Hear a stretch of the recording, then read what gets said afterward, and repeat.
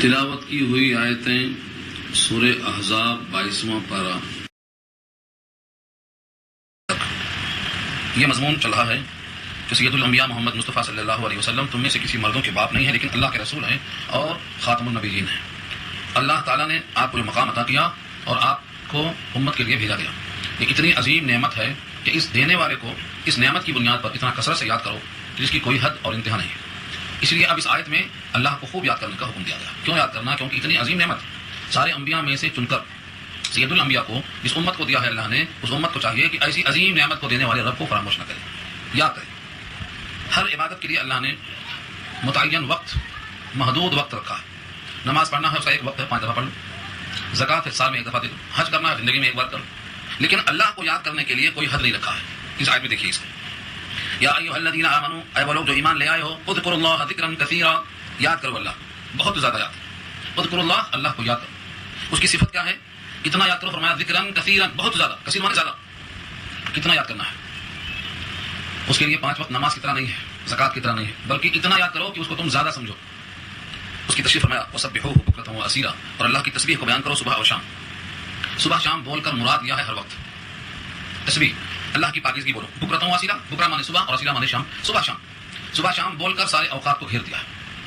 چنانچہ نماز کے لیے تو مخصوص ہیئت ہے، لیکن ذکر کے لیے کوئی مخصوص ہیئت نہیں۔ کھڑے کھڑے، بیٹھے بیٹھے، لیٹے لیٹے، الذین یذکرون اللہ قیاما وقعودا وعلی جنوبہم، کھڑے ہیں اللہ کی یاد میں، بیٹھے ہیں اللہ کی یاد میں، لیٹے ہیں اللہ کی یاد میں۔ اس کے لیے طہارت کی شرط نہیں، وضو کی شرط نہیں، قبلے کی شرط نہیں، صبح شام کی شرط نہیں، امیر و غریب کی شرط نہیں، مرد عورت کی شرط نہیں، بچہ بوڑھے کی شرط نہیں، کسی قسم کی کوئی شرط نہیں رکھا اللہ نے۔ اس میں کوئی عذر رکھا ہی نہیں۔ میں بیمار تھا، تیرا نہیں کر سکتا تھا، یہ بھی نہیں۔ آپ بیمار ہیں، بیماری میں صبر ایوب کیا، ایوب نے کتنا صبر کیا، اور بیماری میں اللہ کو یاد کیا۔ یاد کرنا تو اتنا یاد کرنا اللہ کو کہ وہ ذکر آپ کی نگاہ میں زیادہ ہو، چلتے پھرتے کام کرتے ہوئے جتنا زیادہ اللہ کو یاد کریں۔ اس نعمت پر کہ اللہ نے ہم کو سید الانبیاء کی طرح ساری کائنات میں سب سے افضل خیر الخلائق و خیر البشر کو ہمارے واسطے بھیج دیا۔ اس نعمت پر اللہ کو کثرت سے یاد کرنا، صبح شام رات دن یاد کرنا۔ اس آیت پر اتنی حدیثیں ہیں کہ ابن کثیر نقل کرتے ہیں تم اللہ کو اتنا یاد کرو کہ تم کو لوگ دیوانہ کہیں گے تو مجنون ہو گیا۔ اللہ کو اتنا یاد کرو، اتنی کثرت سے یاد کرو۔ اور ظاہر یہ ہے کہ دیوانگی کی حد تک یاد کرنا کب ہوگا؟ جب ہمیشہ اللہ کی دھن میں ہو۔ ایک صحابی کا تذکرہ ہے، واقعی فرماتے ہیں کہ اسلام کے احکامات اتنے ہیں میں یاد نہیں کر سکتا، میں کیا کروں؟ کوئی ایسی نصیحت کر دیجیے جو ہمارے واسطے کافی ہو۔ آقا نے فرمایا لا یزال لسانک رطبا من ذکر اللہ، تیری زبان ہمیشہ اللہ کی یاد میں تر رہے، بس کافی ہے۔ تو اللہ کو اتنا یاد کرو کہ مجنون ہو، اللہ کو اتنا یاد کرو کہ زبان ہمیشہ تر رہے، اللہ کو اتنا یاد کرو کہ تم کو کامیابی مل جائے۔ یہاں تک کہ اگر جنگ ہو رہی ہے، جنگ میں بھی نماز تو مؤخر ہو سکتی ہے لیکن ذکر مؤخر نہیں کیا۔ اذا لقیتم فئۃ فاثبتوا واذکروا اللہ کثیرا، جب تم کسی جنگ میں مقابلے میں ہو، دشمن کے سامنے ہو، تو تمہیں اس وقت بھی ثابت قدم رہنے کے لیے اللہ کو کثرت سے یاد کرنا ہے، وہاں بھی معاف نہیں۔ تو ایسی چیز ہے اللہ کی یاد کی کسی حال میں معاف نہیں، کسی عذر میں نہیں۔ اس کے لیے جنابت، حالت حیض، نفاس، اپنا وطن، سفر، کسی قسم کا کوئی عذر نہیں، بس اللہ کو یاد کرتے رہو۔ ایک حدیث میں نبی صلی اللہ علیہ وسلم نے صحابہ سے مخاطب ہو کے پوچھا، بہت طویل حدیث جمع کیا ہے مسند امام احمد میں، امام احمد نے اور ترمذی نے، بڑی پیاری حدیث ہے۔ کیا میں تم کو بتا دوں، ایسی چیز بتا دوں تو تمہارے سارے اعمال میں سب سے اوپر ہو، سب سے مقدم، اور تمہارے مالک کے نزدیک سب سے زیادہ قابل مقبول ہو، اور تم اگر میدان کارزار میں نکل کر دشمن کے سامنے ہو، اس کی تم گردن مارتے ہو، تمہاری گردن مارتا ہو، اس سے بھی زیادہ قیمتی ہو۔ صحابہ نے پوچھا ضرور بتا دیجیے کہ اتنی اہم چیز کیا ہے؟ تو فرمایا اللہ کی یاد کثرت سے کرنا، یہ سب سے زیادہ ہے۔ اللہ کو اتنی کثرت سے یاد کرنا، مگر کثرت سے یاد کرنے کے لیے ایک چیز ضرور رہے کہ زبان سے ذکر ہو اور دل غافل ہو، ایسا نہ ہونا چاہیے۔ اسی کے لیے کہا گیا ہے بر زبان تسبیح در دل گاؤ خر، این چنی تسبیح کا دارت اثر، زبان پر تو تسبیح ہو سبحان اللہ ہو، اور دل میں گاؤ یعنی گائے، اور خر یعنی گدھا، دل میں دنیا ہو۔ کوشش یہ کرنا کہ جب ہم زبان سے کچھ اللہ کی یاد میں رہیں تو ہمارا دل موافقت کرے۔ اگر زبان کچھ کہتی ہے، دل میں کچھ اور گلکاریاں ہیں، تو زبان جب قلب کی مخالفت کرے گی تو نفاق کا رہے گا۔ دماغ اللہ کی طرف یکسو کر کے جب ذکر کریں تو اللہ کی لذت محسوس ہو، یہ صحبت سے ملتی ہے، صحبت کے بغیر نہیں ملتی۔ تو اتنی کثرت سے یاد کرنا ہے کہ لوگ تمہیں دیوانہ کہیں، اور یہ اللہ کو بہت پسند ہے۔ اور فرمایا کہ جب تم اللہ کو کثرت سے یاد کرو گے تو تمہارا حال یہ ہو جائے گا کہ جب تم کو لوگ دیکھیں گے تو ان کو اللہ کی یاد آ جائے گی۔ اب یہ ولایت کو پہنچ گیا۔ ولی کون ہے؟ متقی کون ہے؟ اللہ والا کون ہے؟ فرمایا نبی صلی اللہ علیہ وسلم نے اذا رؤوا ذکر اللہ، جب اس کو دیکھا جائے تو اللہ کی یاد آ جائے، اس کو ولی کہا جاتا ہے۔ تو جب اتنا تم ذکر کرو گے، تم لوگ دیوانہ کہیں گے، صبح شام تم لگے رہو گے، اور تم کو دیکھ کر لوگوں کو اللہ کی یاد تازہ ہو جائے گی، تو اب یہ ولایت کا مقام ملتا ہے۔ اس لیے اس آیت میں کہا گیا ہے کہ اس نعمت مصطفیٰ کے حصول پر تمہیں اللہ کو کثرت سے یاد کرنا ہے، اور خاص طور سے صبح شام اس کی پاکی بولنا ہے۔ بکرۃ و اصیلا کہہ کر ہر وقت اللہ کی یاد کا تذکرہ کیا ہے۔ اب یہاں سے اشارہ کیا کہ دیکھو اللہ کو تم کیوں یاد کرو گے؟ اس لیے کہ تم کو سید الانبیاء دیے گئے ہیں ان کی طرف سے، یہ دے کر ختم نہیں ہے، بلکہ جب تم اللہ کو یاد کرو گے اور اللہ کو کثرت سے یاد کرو گے تو پھر اللہ کی طرف سے تم پر رحمت برسے گی۔ ایسا نہیں ہے کہ تم یاد کرو گے اور وہاں سے کچھ بھی نہیں ملے گا، تمہاری یاد ختم ہو جائے گی، تمہیں صرف چکانا ہے احسان نہیں، مزید حصول کے لیے رحمت حاصل ہوگی۔ هو الذي يصلي عليكم، وہی ہے جو تم پر رحمت بھیجتا ہے. تم رحمت کے جب حقدار بنو گے تو رحمت بھیجے گا. اور ایک حدیث میں آتا ہے نبی صلی اللہ علیہ وسلم فرمایا کہ جو مجھ پر ایک بار رحمت کی دعا کرے گا یعنی درود شریف پڑھے گا تو 10 بار رحمتوں کا حقدار بنے گا. اب جب کوئی اللہ کو یاد کرے گا تو اللہ کی رحمت کا حقدار بنے گا. جس طرح نبی کو یاد کیا تو رحمت، ایسے جب اللہ کو یاد کرے گا تو رحمت کا حقدار بنے گا. یہ کوئی نہ سمجھے کہ میں اللہ کو یاد کروں تو مجھے کیا ملے گا. اللہ فرماتے ہیں تم فرش والوں کی محفل میں میرا ذکر کرو گے تو میں عرش والوں میں تمہارا ذکر کروں گا. فاذکرونی اذکرکم، یہ سورہ بقرہ میں آ چکا ہے. اور یہ بہت بڑا اعزاز ہے کہ ہم زمین پر ذکر کریں اور آسمان پر ذکر کیے جائیں، ہم انسانوں میں ذکر کریں اور فرشتوں میں ذکر کیا جائے. جہاں تک ہمارا وجود نہیں پہنچ سکتا ہے وہاں ہمارا تذکرہ پہنچ جائے. یہ بندے کی بہت بڑی سعادت ہے. اسی واسطے کہا ہے وہ الذی یصلی علیکم، وہ تم پر رحمت بھیجتا ہے. اور صرف وہی نہیں بھیجتا ہے، وہ ملائکتہ، اور اس کے فرشتے بھی بھیجتے ہیں. فرشتے کیسا بھیجتے ہیں؟ جب بندہ اللہ کو یاد کرتا ہے اور اللہ اس بندے پر رحمت بھیجتے ہیں تو جو اللہ کے اطراف فرشتے حاملان عرش ہیں، جو اللہ کے عرش کو تھامے ہوئے ہیں، وہ فرشتے جب اللہ کی رحمت اترتی ہے تو وہ فرشتے اس بندے کے حق میں پھر اللہ سے دعا کرتے ہیں کہ یہ بندہ جس نے آپ کو یاد کیا، جس پر آپ رحمت بھیجتے ہیں، اس میں ہمارا حصہ کیوں نہ لگے، ہم دعائیں مغفرت کرتے ہیں ان کے واسطے. وہ فرشتے دعائیں مغفرت شروع کر دیتے ہیں. اور یہ اس آیت میں جو لفظ ہے ملائکتہ، اس کی تفصیل آ چکی ہے سورہ مومن پر 24 میں. الذين يحملون العرش ومن حوله يسبحون بحمد ربهم ويستغفرون لمن في الارض، جو حاملان عرش ہیں وہ فرشتے ایمان والوں کے لیے، زمین میں رہنے والوں کے لیے دعائیں مغفرت کرتے ہیں. تو ایک اللہ کی یاد میں رہنے کا فائدہ ہوا کہ یاد کیا گیا، رحمت کا مستحق بنا، فرشتوں کی دعائیں مغفرت کا حقدار بنا. اب چوتھی چیز یہ ہے کہ جب تم پر اللہ کی رحمت آئے گی اور فرشتوں کی طرف سے دعائیں مغفرت آئے گی اور تم اللہ کی یاد میں تربتر رہو گے تو اس کا فائدہ یہ ہوگا کہ تم کو ظلمتوں سے نکال کر نور الہی کی طرف راستہ دکھائی دے گا. یہ فائدہ لیخرجکم، لام کا ہے، لام ذلی کے معنی لیے، تاکہ یخرجکم، تم کو وہ نکالے، من الظلمات الی النور، ظلمتوں سے نور کی طرف لائے. یہ فرشتوں کی طرف سے دعائیں مغفرت اور اللہ کی طرف سے رحمت اور آپ کو اللہ کی یاد کرنے کی توفیق. اس کا نتیجہ یہ ہوگا کہ اللہ ظلمتوں سے نکال کر لائیں گے نور ایمان کی طرف. اور یہ سب اللہ کو کچھ نہیں ملنے والا ہے. اللہ فرماتے ہیں تم پر ہمارا پیار، تم پر ہماری رحمت، وَكَانَ بِالْمُؤْمِنِينَ رَحِيمًا، اور ہیں ایمان والوں پر مہربان. اسی مہربانی کا تقاضا یہ ہے کہ جب انہیں کوئی یاد کرتا ہے تو وہ رحمت بھیجتے ہیں اور فرشتے دعائیں مغفرت کرتے ہیں اور ظلمتوں سے نکلنے کے فیصلے اترتے ہیں. بندہ جب اللہ کو یاد کرتا ہے تو ظلم سے نکلتا ہے، نور کی طرف آتا ہے. یہ بھی اللہ کی رحمت ہے. آج کتنے لوگ ہیں جو اللہ کی رحمت سے دور کیوں ہیں؟ وہ اللہ کو یاد ہی نہیں کرتے.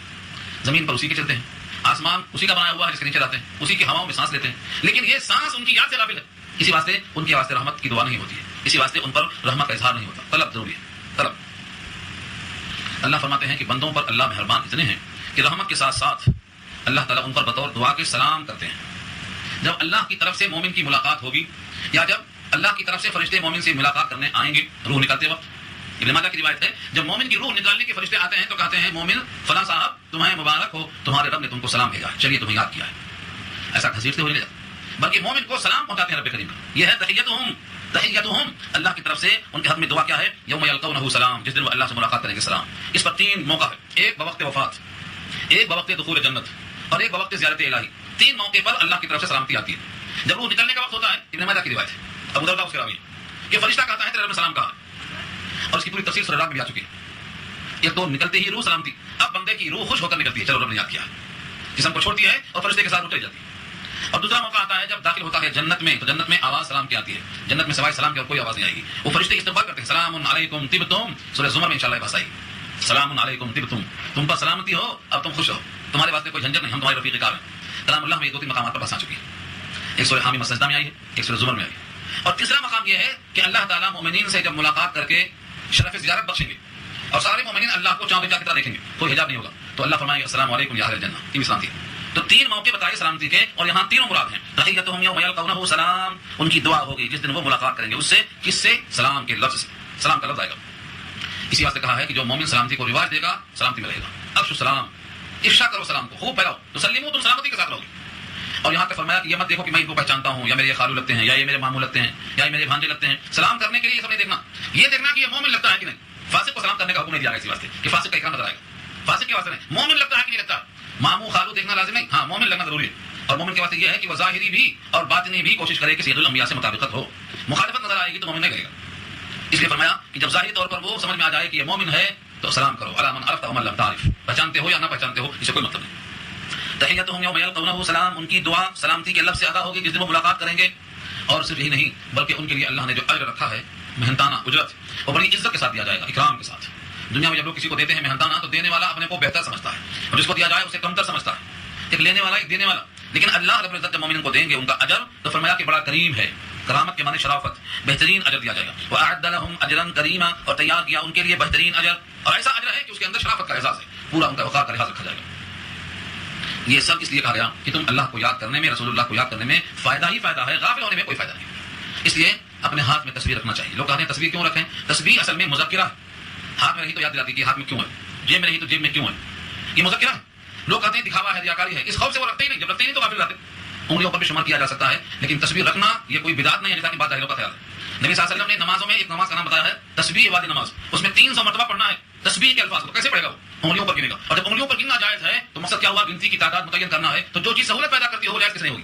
ایک تو ہے احداث للدین، ایک ہے احداث فی الدین. دین کو جو پہلے سے چلا رہا ہے اس پر آسانی کے لیے عمل کرنا، یہ احداث للدین ہے، جائز. اور دین میں کوئی نئی چیز پیدا کر دینا یہ بدعت. نماز پہلے سے درست ہے لیکن اب گرمی کا موسم ہے، کولر نہیں تھا پہلے، اب کولر لگا دیا تاکہ نماز میں سکون رہے، یہ احداث للدین ہے، یہ جائز. کارپیٹ نہیں تھا پہلے، پیشانی میں کنزر چلتا تھا، نبی کی پیشانی میں کیچڑ لگ گیا تھا، لیکن اب بہترین فرش ہے، اب بہترین قالین ہے. تو یہ احداث للدین ہے. دین جو پہلے سے تھا سجدہ کرنا، اس کو اثرات پیدا ہو گئی، آسانی پیدا ہو گئی. تو دین میں کوئی چیز نہیں پیدا ہو جائز نہیں ہے، لیکن دین جو پہلے سے موجود ہے اس میں سہولت پیدا ہو، یہ بالکل درست ہے. اور جو اس کا بھی انکار کرتے ہیں وہ فہم سے خالی ہے. چنانچہ تصویر کا بھی یہی حال ہے. صحابہ گنتے تھے اور گن کر کے اللہ کو یاد کرنا اس بات کی علامت ہے کہ ہم نے بھی گن گن کے رکھا ہے، اتنا لینا ہے اللہ سے. سبحان اللہ اتنی بار، الحمدللہ اتنی بار. ہمارا لکھا ہوا ضائع نہیں ہوگا. اللہ فرماتے ہیں تم جب بولتے ہو، عمل کرتے ہو تو ہم لکھ لیے تھے اور ہم نے لکھ رکھا. قرآن کریم کی آیت یہ ہے کہ تمہارے ہر عمل کو تم کر کے بھول بھی سکتے ہو، لیکن ہم لکھ کے رکھتے ہیں، یاد رکھتے ہیں، ہم فراموش نہیں کر سکتے. تو گن کے رکھنا اور گن کے دینا کوئی معیوب نہیں ہے. آپ کو نوٹ کوئی دیتا ہے تو کہتا ہے ذرا گن لو تو صفی ہوتی، بعد میں کم نکلتا ہوگا. اور گن لینا سنت ہے. یہ کیوں گننا سنت ہے؟ تسلی کے واسطے. اس میں کوئی شک کی گنجائش نہیں، تسلی کے واسطے گننا ہے. تو ہم جب اللہ کو یاد کریں گے اور یاد کرنے میں گن گن کے یاد کریں گے تو اس میں کوئی قباحت نہیں ہے، یہ سہولت کے واسطے ہے. اس کو دین نہیں سمجھا جاتا بلکہ دین پر عمل کرنے کی آسانی کہا جاتا ہے.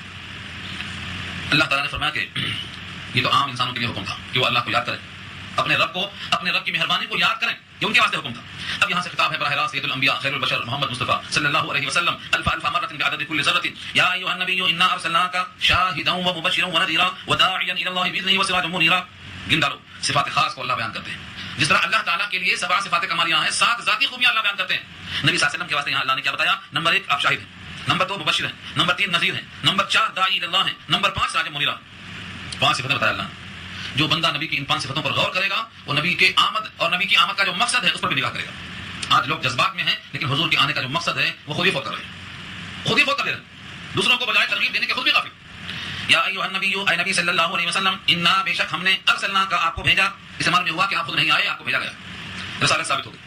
ہم نے آپ کو بھیجا ہے یعنی اللہ نے، جب اللہ کے بھیجے ہوئے ہیں تو اسی کا نام رسالت ہے. شاہدن شاہد بنا کر. اس پر تو بہت بہترین کلام کیا ہے تفسیر مظہری میں قاضی ثناء اللہ پانی پتر رحمۃ اللہ پڑھنے کے لائق. شاہد کسے کہتے ہیں؟ شاہد کے معنی حاضر، شہیدہ گواہی دی، شاہد گواہی دینے والا. اللہ کے نبی کو اللہ نے شاہد بنا کر بھیجا ہے، گواہ. اگر ایک لوگ بھی سمجھ گئے محبت کرنے والے تو ان کی عقل ٹھکانے لگ جائے گی، مگر انہوں نے کبھی ان لفظوں پر غور نہیں کیا. پہلی صفت نبی کی شاہد ہے، شہادت دیں گے. کس پر شہادت دیں گے؟ امت کے سارے اعمال نبی کے سامنے پیش ہوتے ہیں، ہر ہفتہ پیش ہوتے ہیں، اور نبی صلی اللہ علیہ وسلم اپنے امت کے اعمال کو دیکھ کر خوش بھی ہوتے ہیں، رنجیدہ بھی ہوتے ہیں. کاش کہ ان محبتی لوگوں کو معلوم ہو جائے کہ ہمارے بے نمازی ہونے کو اور ہمارے نماز چھوڑنے کو حضور کے سامنے پیش کیا جا رہا ہے، اور وہ تڑپتے اور اڑتے ہیں کہ ہم بے نمازی ہیں اور نام نبی کا لیتے ہیں. جس نبی نے زندگی میں ایک نماز نہیں چھوڑی ہے ان کے چاہنے والے ہر نماز چھوڑ رہے ہیں. تو لفظ شاہد پر لکھا ہے کہ آپ شہادت دے دیں گے. شہادت کیسے دیں گے؟ امت کے سارے اعمال آپ پر پیش ہوتے ہیں. بعض روایتوں میں جمعرات اور پیر کا دن لکھا ہے، لیکن وہاں بحث یہ ہے کہ وہاں اللہ کے سامنے پیش ہونے کا ذکر ہے، اور ہفتے میں کوئی ایک دن نبی کے سامنے پیش ہونے کا ذکر ہے. اور بعض شارحین تو لکھتے ہیں صبح شام پیش ہوتا ہے، صبح شام. اس معلوم ہوا کہ آپ کی حیات برزخی سب سے زیادہ قوی ہے، تبھی تو آپ کے سامنے پیش کیا جاتا ہے. لیکن کچھ ایسے ہیں بد عقیدہ جو نبی کو اپنی قبر میں مردہ کہتے ہیں، حالانکہ شہید کو اللہ زندہ کہتے ہیں. جب شہید زندہ ہے تو شہادت سے زیادہ نبوت کا مقام اونچا ہے، اقوا حیات رکھتے ہیں. لیکن یہ شہیدوں کو تو مجبور ہے زندہ کرنے پر، آیتیں موجود ہیں، لیکن ان سے قوی جو حیات ہوتی ہے انبیاء کی ان کو مردہ مانتے ہیں. ان کے عقیدے کی مردہ نکل جاتی ہے یہاں سے. تو قرآن کریم نے واضح کر دیا ہے کہ نبی صلی اللہ علیہ وسلم اپنی قبر میں لوگوں کے اعمال سے باخبر ہوتے ہیں، اور اسی بنیاد پر قیامت میں گواہی دیں گے. اور جن کے خلاف نبی گواہی دے دیں گے اس کے سفارش کرنے والے کوئی نہیں ملیں گے. یہ بہت بڑا کمال ہے، بہت بڑی سعادت ہے کہ جس کے بارے میں اللہ کے نبی بتا دیں گے کہ یہ فاسق ہے، یہ بے دین ہے، یہ مجرم ہے، یہ قرآن سے غافل ہے، ورنہ اس کی سعادت کہاں سے آئے گی؟ تو سب سے بڑی صفت نبی کی ہے کہ آپ شاہد ہیں. یہ خصوصی شہادت ہے. اور ایک تفسیر کی ہے فقہاء مفسرین نے، وہ بہت تفسیر آپ بارہ سن چکے ہیں، میں اشارہ کر دوں کہ جتنے انبیاء ہیں سب نے اللہ کا پیغام پہنچا دیا، لیکن کچھ لوگ انکار کریں گے ہمارے پاس کوئی نبی نہیں آیا. حضرت نوح کا نام لیا جاتا ہے، یہ روایت بخاری میں درج ہے. بخاری میں روایت درج ہے کہ حضرت نوح پیغام پہنچانے کا دعویٰ کریں گے اور ان کی امت کہیں گے کہ ہم تک پیغام نہیں پہنچائے گا. تائید میں گواہی میں امت محمدیہ پیش کی جائے گی اور یہ امت گواہی دے گی جس کا ذکر سورہ حج کے آخر میں آیا. کیا گواہی دے گی؟ ہم اپنے نبی سے سن چکے ہیں جن کے قول اور فعل پر ہمارا ایمان ہے کہ آپ سچ کہتے ہیں، اور وہ یہ ہے کہ سارے انبیاء نے اپنا پیغام پہنچا دیا ہے، لہٰذا انہوں نے بھی پیغام پہنچا دیا ہے. اور وہ لوگ جرح کریں گے آپ تو بعد میں پیدا ہوئے، آپ کو یہ بولنے کا اختیار نہیں ہے. اب امت محمدیہ کی تصدیق اور تعریف کے واسطے سید الانبیاء بلائے جائیں گے اور آپ شہادت دیں گے کہ میں نے آپ سے سنا ہے جبریل کی توسط سے. سند جب پہنچ جائے گی. یہ پوری گفتگو سورہ حج کے آخر میں آ چکی ہے، اس میں اشارہ کرتا ہوں. یہاں وہی مراد ہے کہ یہ بھی ایک قسم کی شہادت ہے کہ سارے انبیاء کی تعریف میں آپ شہادت دیں گے اور اپنے امت کی شہادت پر شہادت دیں گے، اس لیے آپ شاہد ہیں. اس لیے ہمارے اعمال جب نبی کے سامنے پیش ہوتے ہوں گے تو آپ سوچیے ذرا ہماری بدعمالیوں پر، ہماری غیبت پر، چوریوں پر، فضول خرچیوں پر، اسراف پر اور بیجا رسومات پر، اور شادی خانے جو آباد ہیں اور مسجدیں ویران ہیں ان پر کتنا قرآن پیدا ہوتی ہوگی کہ ساری کتابیں پڑھی جاتی ہیں، قرآن نہیں پڑھا جاتا، سب کے طور طریقے کی نقل کی جاتی ہے لیکن رسول اللہ کی سنتوں کی نقل نہیں کی جاتی ہے۔ آج دنیا فیشن کے پیچھے دیوانہ ہے، یہ سب لفظ شاہد کی تشریح میں لکھا ہے اور بہت سی باتیں میں نے اشارہ کر دیا ہے۔ اور نمبر 2 پہ فرمایا وہ مبشر، مبشر کے معنی بشارت دینے والا، اللہ کے نبی مبشر۔ چنانچہ اپنے حیات ظاہری میں آپ نے بہت سے صحابہ کو کہا کہ تم جنتی ہو، یہ کیا ہے؟ بشارت ہے۔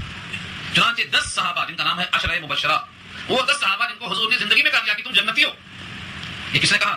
مبشر نے کہا، یہ بشارت ہے۔ اور یہ بشارت کس کے لیے ہے؟ صرف ان 10 صحابہ کے واسطے نہیں ہے، بلکہ بخاری کی کتاب میں آیا ہے من قال لا الہ الا اللہ دخل الجنہ، جو یقین کے ساتھ، شعور کے ساتھ لا الہ الا اللہ کہہ دے گا وہ داخل ہوگا جنت میں۔ بشارت کون دیا؟ مبشر، یہ مبشر کی بشارت ہے۔ تو صحابہ کو بھی دیا، صحابیات کو دیا، صحابیات مبشرات وہ بھی ہیں۔ نبی صلی اللہ علیہ وسلم نے کہ حضرت علی اور فاطمہ یہ دونوں جوڑا دنیا اور آخرت دونوں میں ایک نکاح میں ہے، ان کا نکاح مرنے سے بھی نہیں ٹوٹتا۔ کیا یہ بشارت؟ اسی لیے حضرت فاطمہ کو غسل حضرت علی نے دیا تھا کہ ان کا نکاح مرنے کے بعد بھی باقی تھا، یہ خصوصیت ہوگی۔ بخاری کے حاشیے پر طبرانی کے حوالے سے لکھا ہے کہ حضرت علی کی یہ خصوصیت تھی کہ ان کا نکاح باقی ہے اور دونوں کا جنتی ہونا یقینی ہے، اس لیے نکاح نہیں ٹوٹا۔ بقیہ لوگوں کا نکاح ٹوٹ جاتا، پتہ نہیں اس میں جنتی کون ہے کون نہیں ہے، اس لیے ان پر قیاس کر کے عام مرد اپنی بیوی کو غسل نہیں دے سکتا، جائز نہیں ہے۔ لوگ کہتے ہیں وہاں جائز ہے، یہاں جائز کیوں نہیں ہے؟ اس کی وجہ یہ تو مبشر بشارت دینے والے، آپ نے جن کو بشارت دے دی ہے وہ پورا ہو کے رہا۔ بشارت کبھی آخرت کی کبھی دنیا کی۔ سراقہ سے کہا کس طرح کے کنگن تیرے ہاتھ میں ہوں گے، تیرا حال کیا ہوگا؟ یہ کیا ہے؟ بشارت ہے۔ ویسا ہی ہوا، صحابہ میں سے حضرت عمر نے کنگن پہنائے، تو جن کے حق میں بشارت جو آپ نے دے دی وہ ہو کر رہی، یہ آپ کی صفت بشارت ہے۔ لیکن آپ کی بشارت کا حقدار وہی بنے گا جو نبی کو خوش کرے، اس واسطے بشارت ہے، جو نیکیوں میں کوشش کرے، سعادت کرے۔ فرمایا قرآن کریم کی ایک آیت میں بشر المخبتین، مخبتین کو بشارت دے دو۔ کیا مخبت کون ہے؟ کہا مخبت یہ ہے جو اندھیری رات میں اللہ کی یاد میں گھروں سے نکل پڑتے ہیں فجر کی نماز پڑھنے کے لیے، یہ مخبت ہے۔ ایک معنوں میں خلق سوال ہے، دیوانگی ہے، جنون ہے اللہ کی یاد کا، اس لیے کہا ہے کہ آپ مبشر ہیں۔ اور دوسری صفت ہے وہ نذیرن، نذیر ہیں آپ۔ نذیر کے معنی ڈر سنانے والا۔ کس کے لیے ڈر سنایا آپ نے؟ جو انسان لا الہ الا اللہ کو نہیں مانے گا اس کے واسطے آپ نذیر ہیں، ڈرانے والے۔ جب قرآن کریم کی آیت نازل ہوئی وانذر عشیرتک الاقربین، انذر امر ہے، آرڈر، تو آپ نے پورے خاندان کو جمع کیا، کوہ صفا پر چڑھ گئے اور کہا دیکھو اگر تم نے اللہ کی بات نہیں مانا تو اللہ کا عذاب قریب ہے۔ لوگوں نے آپ پر طنز کیا کہ اسی خاطر جمع کیا، ابو لہب نے طنز کیا کسی خاطر ہم کو جمع کیا، لیکن آپ نے پیغام پہنچایا کہ اگر تم نہیں مانو گے تو اللہ کا عذاب قریب ہے، یہ نذیر ہے۔ صفت نذیر کا تقاضا یہ، تو جو مانے اس کے حق میں مبشر ہیں اور جو نہ مانے ان کے حق میں آپ نذیر ہیں۔ یہ تو آپ کی صفت ہو گئی، اس میں ہمارا کوئی دخل نہیں۔ آپ اپنی ذات سے شاہد بنائے گئے، اپنی ذات میں مبشر بنائے گئے، اپنی ذات میں نذیر بنائے گئے۔ اور ایک صفت بتایا اللہ نے اس کے بعد وداعیا الی اللہ، اور دعوت دینے والے اللہ کی طرف۔ داعی الی اللہ، داعی دا اس کا مادہ ہے، داعی یدعو کے معنی دعوت دینا، بلانا۔ کبھی دعوت کھانے کی ہوتی ہے تو اس کو ہم دعوت بولتے ہیں، اور اگر دعوت قرآن کے درس کی ہو تو اس کو ہم دعوت ہی نہیں سمجھتے، بولتے ہیں یہاں بھوکا مرے گا، کچھ بھی نہیں، بسکٹ اس کی بھی نہیں رکھا، دعوت ہی نہیں سمجھتے اس کو۔ حالانکہ یہ بڑی دعوت، یہ ایسی دعوت ہے جس کے نتیجے میں جنت ملے گی، اور وہاں کھانے کے لیے صبح شام، وَلَهُمْ رِزْقُهُمْ فِيهَا بُكْرَةً وَعَشِيًّا، صبح شام تیار ہے اور ہمیشہ کے لیے۔ تو وہ دعوت جہاں ہمیشہ کے واسطے انتظام ہے وہ دعوت نہیں ہے۔ لیکن دنیا کیا ہے؟ سامنے موجود ہے، انسان کو ناک کی سیٹ پہ نظر آتا ہے، مرنے کے بعد نظر نہیں آتا، دیوار کے پیچھے نظر نہیں آتا، اس واسطے وہ شک کرتا ہے، یقین کرتا ہے آج کی دعوت کے لیے درس قرآن چھوڑ دے گا، لیکن درس قرآن سے جو مستقل دعوت ملنے والی ہے اس طرف دماغ نہیں جاتا، یہ انسان کی کمزوری ہے۔ تو دعا یدعو کے معنی دعوت دینا۔ داعی کون ہے؟ اللہ کی طرف بلانے والے، اللہ کے نبی۔ اور میں نے سنایا تھا کے اوپر یہ بار بار یاد رکھنا، سارے دنیا کے لوگ دعوت دیتے ہیں تو ایک ٹائم کی، 2 ٹائم کی، 3 ٹائم کی، بس۔ یہ جو دعوت اللہ ہے یہ 1-2 ٹائم کی نہیں ہے، جب تک حیات ہے جب تک کی دعوت ہے۔ ایک بار گھر میں داخل ہو گئے تو بڑھاپا نہیں، موت نہیں، بیماری نہیں، اکتاہٹ نہیں، ہمیشہ کے واسطے ایک بار گھر میں آنا چاہتا، یہ ہے وہ دعوت۔ میں نے واقعہ سنایا تھا آپ کو کہ بہت قریب روایت ہے کہ ایک سردار نے گھر بنایا اور کھانا پکایا، جیسے آپ گھر بھوج کرتے ہیں ویسا، کہ گھر تیار ہو گیا، اسی میں لوگ گھر دکھائیں گے، میرا کمرہ دیکھو، میرا باتھ روم دیکھو، میرے ٹائلس دیکھو، ایک شوکت کا اظہار سب دکھانے کے واسطے۔ یہ شوکت کا اظہار، اللہ تعالیٰ نے گھر بنایا ہے تو گھر کو دسترخوان سے تیار کر دیا اور کہا دائی کو بھیج کر کہ چلو کھانا تیار ہے۔ جنہوں نے دائی کو یقین سے سچ سے مان لیا گھر میں آ گئے، کھانا کھا لیا، مالک کے مکان خوش ہو گیا، اور جو نہیں آئے دائی کو جھوٹا سمجھا، وہ باہر آ گئے، بھوکے آ گئے، مالک ان سے خوش نہیں ہوا۔ تو وہ گھر بنانے والا سردار خود اللہ ہے اور دسترخوان تیار ہے، وہ جنت ہے۔ اب جنت تیار ہے، اس وقت انتظار کر رہی ہے۔ امام بخاری نے باب قائم کیا ہے، باب سے ہوتے جنت، جنت تیار ہے۔ اس جنت میں جو کھانا تیار ہے اس کو کھانے کے لیے انسانوں کو بلانے کے لیے کس کو بھیجا اللہ نے؟ سید الانبیاء کو بھیجا، محمد مصطفیٰ صلی اللہ علیہ وسلم۔ جن لوگوں نے آپ کو سچا جانا، سارے کام کو چھوڑ کر آپ کے پیچھے لگ گئے، وہ گھر میں داخل ہوئے اور اللہ کے پاس سے ضیافت سے مزہ لیا، نزلا من غفور الرحیم۔ اور جنہوں نے یقین نہیں کیا وہ گھر میں داخل نہیں ہوئے، کھانا سے فیضیاب نہیں ہوئے، ان کو اللہ کا سلام بھی نہیں ملا، ان سے اللہ نے راضی ہونے کا اعلان بھی نہیں کیا۔ تو یہ اصل داعی اللہ ہیں، اسی دعوت سے مراد آپ کی جو بات سنے گا، من اجاب الداعی دخل الجنہ، جو داعی کی آواز پر لبیک کہے گا داخل ہوگا جنت میں۔ اس لیے داعی اللہ نبی کی صفت ہے۔ اب جو بندہ داعی اللہ بنے گا اس کو چاہیے کہ نبی کی صفت کو اپنائے۔ نبی نرم تھے، نبی سچے تھے، نبی خیر خواہ تھے، نبی دل سے رحم کرنے والے تھے، اور نبی برائی کا جواب برائی سے دیا نہیں کرتے تھے، نبی بازاروں میں شور نہیں کیا کرتے، نبی صلی اللہ علیہ وسلم ہمیشہ عفو و درگزر سے کام لیا کرتے تھے۔ تو داعی بننا آسان ہے، داعی کی صفات بھی اپنانا لازم ہے، ورنہ یہ مزہ نہیں آئے گا، وہ اثر نہیں پیدا ہوگا۔ داعی کے لیے نرم ہونا چاہیے، انتقام نہیں، معافی ہونا چاہیے، دنیا داری نہیں بلکہ آخرت تازہ ہونا چاہیے، اجر اللہ سے لینے کا جذبہ ہونا چاہیے. تو داعی اللہ آپ، اس پر ایک روایت نقل کی ہے قاضی صاحب نے کہ تورات میں اللہ کے نبی کے اوصاف بتائے گئے ہیں کہ آپ ایسے ہیں ویسے ہیں. ان تمام صفتوں کو قرآن نے بھی پیش کیا ہے، ان میں سے کچھ کا ذکر یہاں بھی نقل کیا ہے، اور وہ یہ ہے سب سے آخری چیز میں نے ابھی عرض کیا ہے کہ اللہ تعالیٰ آپ کی برکت سے اندھے لوگوں کی آنکھیں کھولے گا، اور جن کے دل بند ہیں ان کے دل کھول دے گا، جو غلاف میں ہیں غلاف کے باہر آ جائیں گے، اور جن کے کان بند ہیں وہ کان کھول دے گا. جب تک آپ کے ذریعے سے نور کامل کو لوگوں کی طرف منتقل نہیں کرے گا تب تک اللہ تعالیٰ دنیا سے آپ کو نہیں اٹھائے گا. یہ داعی اللہ کی صفات میں لکھا ہے. تو آپ داعی اللہ، آگے ایک جملہ پڑھایا اللہ نے، داعی اللہ میں کیا رکھا؟ بِإِذْنِهِ. آپ دعوت دیتے ہیں وہ خود سے نہیں دیتے، بِإِذْنِهِ اللہ کے حکم سے دیتے ہیں. اس کا مطلب یہ ہوا کہ دعوت اللہ کی جو صفت ہے یہ خدا کے حکم سے. تو زندگی بھر جو آپ نے دعوت دیا وہ خدا کے حکم سے. اب جو کسی کو دعوت دے گا وہ نبی کی سنت ہوگی اور خدا کے حکم کی اتباع ہوگی. دعوت دینا اللہ کے حکم کی اتباع ہے، امتثال امر ہے، اور نبی کی سنت ہے. اسی آیت سے معلوم ہوتا ہے یہ لفظ بِإِذْنِهِ سے. اللہ کی طرف جو بلانے والے ہیں وہ خود سے بلا رہے ہیں نہیں، بِإِذْنِهِ اللہ کے حکم سے بلا رہے ہیں. تو جب بندہ کوئی دعوت دے تو خیال رہے کہ میں اس بندے کو اللہ کی طرف بلاتا ہوں، اللہ کے حکم سے بلاتا ہوں، نبی کی سنت پر بلاتا ہوں. یہ تین چیزوں کا خیال کریں. اس کے بعد فرمایا وَسِرَاجًا مُنِيرًا. سراج کے معنی چراغ، سراج کے معنی چراغ، اور منیر بنا ہے نور سے، روشن چراغ. اللہ کے نبی صلی اللہ علیہ وسلم کو اللہ نے کیا کیا بتایا؟ شاہد، مبشر، نذیر، داعی الی اللہ بإذنہ. اور نمبر 5 کیا ہے؟ سراج منیرا، روشن چراغ. سراج سے مراد سورج نہیں ہے، کیونکہ سورج کو اور چراغ کو فرق ہے کئی چیزوں میں. نمبر 1، اگر سورج بہت قریب آ گیا تو آج کیا حال ہے لوگوں کا، یہ بولنے کی ضرورت نہیں، لیکن چراغ قریب کیا جاتا ہے تاکہ اس کی نور سے، اس کی روشنی سے استفادہ کیا جائے. یعنی چراغ اپنے استعمال میں، اختیار میں ہوتا ہے، اور سورج سے استفادہ اختیار میں نہیں ہوتا ہے. وہ تو اپنے ٹائم میں نکلتا اور ڈوبتا ہے. چراغ آپ کے ارادے سے جلتا اور بجھتا ہے. آپ چاہیں تو جلا لیں، رات کے اول میں، رات کے آخر میں. تو ایسے ہی اپنے اختیار میں جس کا فائدہ ہو وہ زیادہ مفید ہے، اور جس کا فائدہ دوسروں کے اختیار میں ہو زیادہ مفید نہیں. تو سراج منیر کا اور ایک بات لکھا ہے، اس پر بہترین تفسیر پڑھنا ہے تو قاضی صاحب پڑھیے اللہ پانی پتی کو تفسیر مظہری میں. وہ لکھتے ہیں کہ نبی صلی اللہ علیہ وسلم سورج کی طرح ہوتے تو دوسرا سورج نہیں جلتا. ایک سورج آج تک چلا، ایک سورج سے دوسرا سورج نہیں جلتا، لیکن چراغ سے چراغ بہت جلتے ہیں. اور فرمایا نئے چراغ جلاؤ کی روشنی کم ہے. نبی صلی اللہ علیہ وسلم کی ذات سراپا چراغ ہے. آپ نے سب سے پہلے صدیق اکبر کو اس چراغ سے منور کر دیا. انہوں نے کہا میں کیا کروں؟ آپ نے کہا جو مجھے کرتا ہوا دیکھتے ہو تم بھی کرو. اب انہوں نے اپنے چراغ سے عثمان غنی کو روشن کر دیا. اس طرح سے ایک صحابی وہ نبی کے نور سے استفادہ کرتے گئے اور ہر ایک روشن کرتے چلے گئے. آج الحمدللہ ہمارے قلوب بھی نور ایمان سے منور ہیں، یہ اسی سراج کی طرف سے نسبت ہے. اس میں ایک اور اشارہ کیا ہے، قرآن کریم کے لفظوں سے جتنا حاصل کیا جائے اتنا کم ہے. اللہ نے کیا کیا اس میں علم رکھا ہے اللہ ہی کو معلوم. جتنا نبی نے ظاہر کیا اور صحابہ نے اخذ کر کے ہم تک پہنچایا ہے اتنا حصہ ہم سمجھتے ہیں، لیکن یہ نہیں کہا حضور نے کہ اس کے عجائبات ختم ہو گئے، میں نے جو کہہ دیا آپ ختم. یہ فرمایا قرآن کریم کے عجائبات کبھی ختم نہیں ہوں گے، مدتن کبھی عجائبات جتنا کوشش کرو نکلتے رہیں گے. ہمارے بزرگ صوفی قاضی ثناء اللہ پانی پتی رحمۃ اللہ علیہ بہترین مفسر گزرے 10-12 جلدوں میں ان کی تفسیر مظہری. اس آیت کی تشریح کرتے ہوئے وہ لکھتے ہیں کہ قلب مصطفیٰ آج بھی لوگوں کو منور کر رہا ہے. ایک تو چراغ وہ ہے جو سورج کی طرح سے ہے، وہ ظاہری روشنی دیتا ہے، ظاہری روشنی. لیکن جو قلب مصطفیٰ ہے جس کو اللہ نے یہاں سراج منیرا کہا ہے، وہ قلب سے قلب کو روشنی منتقل کرتا ہے. چنانچہ جن کے قلوب نبی سے جتنا قریب تھے اتنا ہی ان کو منور کر دیا. چنانچہ جتنے صحابی تھے انہوں نے براہ راست استثارا نبی سے اتصال نور کیا ہے. اسی واسطے امت کا عقیدہ اجماعی ہے کہ صحابہ کے برابر دوسرا کوئی ان کے پاؤں کی دھول تک نہیں پہنچ سکتا ہے. کیوں؟ کیونکہ ان صحابہ کے قلوب کو نبی صلی اللہ علیہ وسلم کے قلوب سے براہ راست نور ہوا حاصل، اتصال انہوں نے کیا. اس کا مطلب کیا ہوا؟ قلب مصطفیٰ سے نور لوگوں کو حاصل ہوا ہے. جو جتنا دور ہوتے چلے گئے اتنا ان کو دوری سے پہنچا ہے، جو جتنا قریب تھے اتنا قریب سے ان کو پہنچا ہے. تو سراج منیر یہ قلب مصطفیٰ کی خاصیت ہے، اور آج بھی ساری کائنات کے دل جو منور ہیں یہ قلب مصطفیٰ سے روشنی نکلتی ہے. اس کو لفظوں میں لانے کے لیے کئی اصطلاحوں کے الفاظ استعمال کرنا پڑتا ہے. قلب مصطفیٰ سے جو نور نبوت ہے اس کی شعائیں ہر قلب پر کیسے پڑتی ہیں. جس طرح سے چاند اور سورج کی شعائیں آپ دیکھتے ہیں سارے عالم کو فیضیاب کرتی ہیں، لیکن صرف ظاہر تک. لیکن قلب مصطفیٰ سے نکلنے والے نور کو اللہ نے دلوں کو روشن کرنے کے واسطے رکھا، منور کر دیا. اس کے لیے کئی مثالیں ہیں. سورج بہت دور ہے، آپ آئینہ رکھیے تو آئینے میں سورج اتر جاتا ہے. آپ کا دل درود کی کثرت سے، اللہ کی کثرت سے اور زبان کی صداقت سے اور حلال غذاؤں سے جتنا زیادہ استفادہ کرے گا وہ قلب مصطفیٰ کے نور نبوت سے آپ کا دل معطر ہوتا رہے گا. اگر آئینہ گندا ہے تو سورج کی کرن نہیں آتی. آئینہ جتنا صاف ہوگا اتنی کرنیں اس میں آئیں گی، تو آپ کا دل جتنا مزکا ہوگا اتنا مستفاد آپ ہو سکتے ہیں. تو اس آیت کے ذریعے سے یہ پیغام ملا کہ نبی صلی اللہ علیہ وسلم شاہد بھی ہیں، مبشر بھی ہیں، نذیر بھی ہیں، اور داعی الی اللہ بھی ہیں، اور روشن چراغ بھی ہیں. بعض لوگوں نے کہا ہے سراج منیرا سے مراد قرآن کریم ہے جو نبی کی زبان سے نکلا ہے. یہ بھی ساری کائنات روشن کرتا ہے. لیکن جس ترتیب سے سیاق و سباق سے یہاں بات آ رہی ہے یہ نبی کے براہ راست صفات کا تذکرہ ہے. اب اللہ فرماتے ہیں جو نبی کو ان تمام حیثیتوں سے مانتا ہے ان ایمان والوں سے کہہ دو کہ بشارت قبول کر لو. وبشر المؤمنین، اور بشارت سنا دیجیے، خوشخبری سنا دیجیے ایمان والوں کو، بان لهم بیت، اور کہ ہے ان کے لیے من اللہ، اللہ کی طرف سے، فضلا کبیرا، بڑا فضل ہے. ایمان والوں کے لیے بشارت کس بات کی ہے کہ اللہ کی طرف بڑا فضل ہے. بڑا فضل ہے. فضل کا مطلب کیا ہوتا؟ ایک بار سمجھ لو اس کو بھی. لوگ سمجھتے ہیں کہ آپ کا فضل ہے، اللہ کا فضل ہے بولنا چاہیے. آپ کی دعا اللہ کا فضل، بندے کی طرف سے فضل نہیں ہو سکتا. بندہ کسی کو کچھ بھی دے گا تو وہ برابر عدل ہوگا، فضل نہیں ہوگا. ہاں ایک مثال دے کے سمجھاؤں. آپ نے گلاس پانی پلایا، اس کے بدلے میں آپ جو دیں گے وہ اس کا بدل ہوگا. اللہ کہ آپ جزاک اللہ کہہ دیں کہ اللہ آپ اس بندے کو اس پانی کا بدلہ دے دیجیے، اب یہ بڑھ جائے گی. دنیا کا پوری دے دیا ہے جزاک اللہ کے بدلے میں تو جزاک اللہ کی دعا بڑھ جائے گی، یہ حدیث میں آتا ہے، کیونکہ اس کا بدلہ اللہ دیں گے تو کم کافر دیں گے، بڑھ کے دیں گے۔ تو فضل کے معنی آتے ہیں ہم جس کے حقدار ہیں اس سے زیادہ دینا، یہ فضل ہے، اور جس کے حقدار ہیں اتنا ہی دیا گیا تو یہ عدل ہے۔ ہمیشہ اللہ نے فضل کا وعدہ کیا ہے، عدل کا وعدہ نہیں کیا ہے، اور فرمایا اگر ہم عدل کریں تو جہنم میں جانے سے کوئی بچا نہیں سکتا، سارے گناہوں پر مواخذہ ہو جائے تو کوئی بچا نہیں سکتا، ہم پکڑ جو کرتے ہیں وہ چھوٹے سے کم گناہ پر، اور جو معاف کرتے ہیں وہ زیادہ گناہ پر۔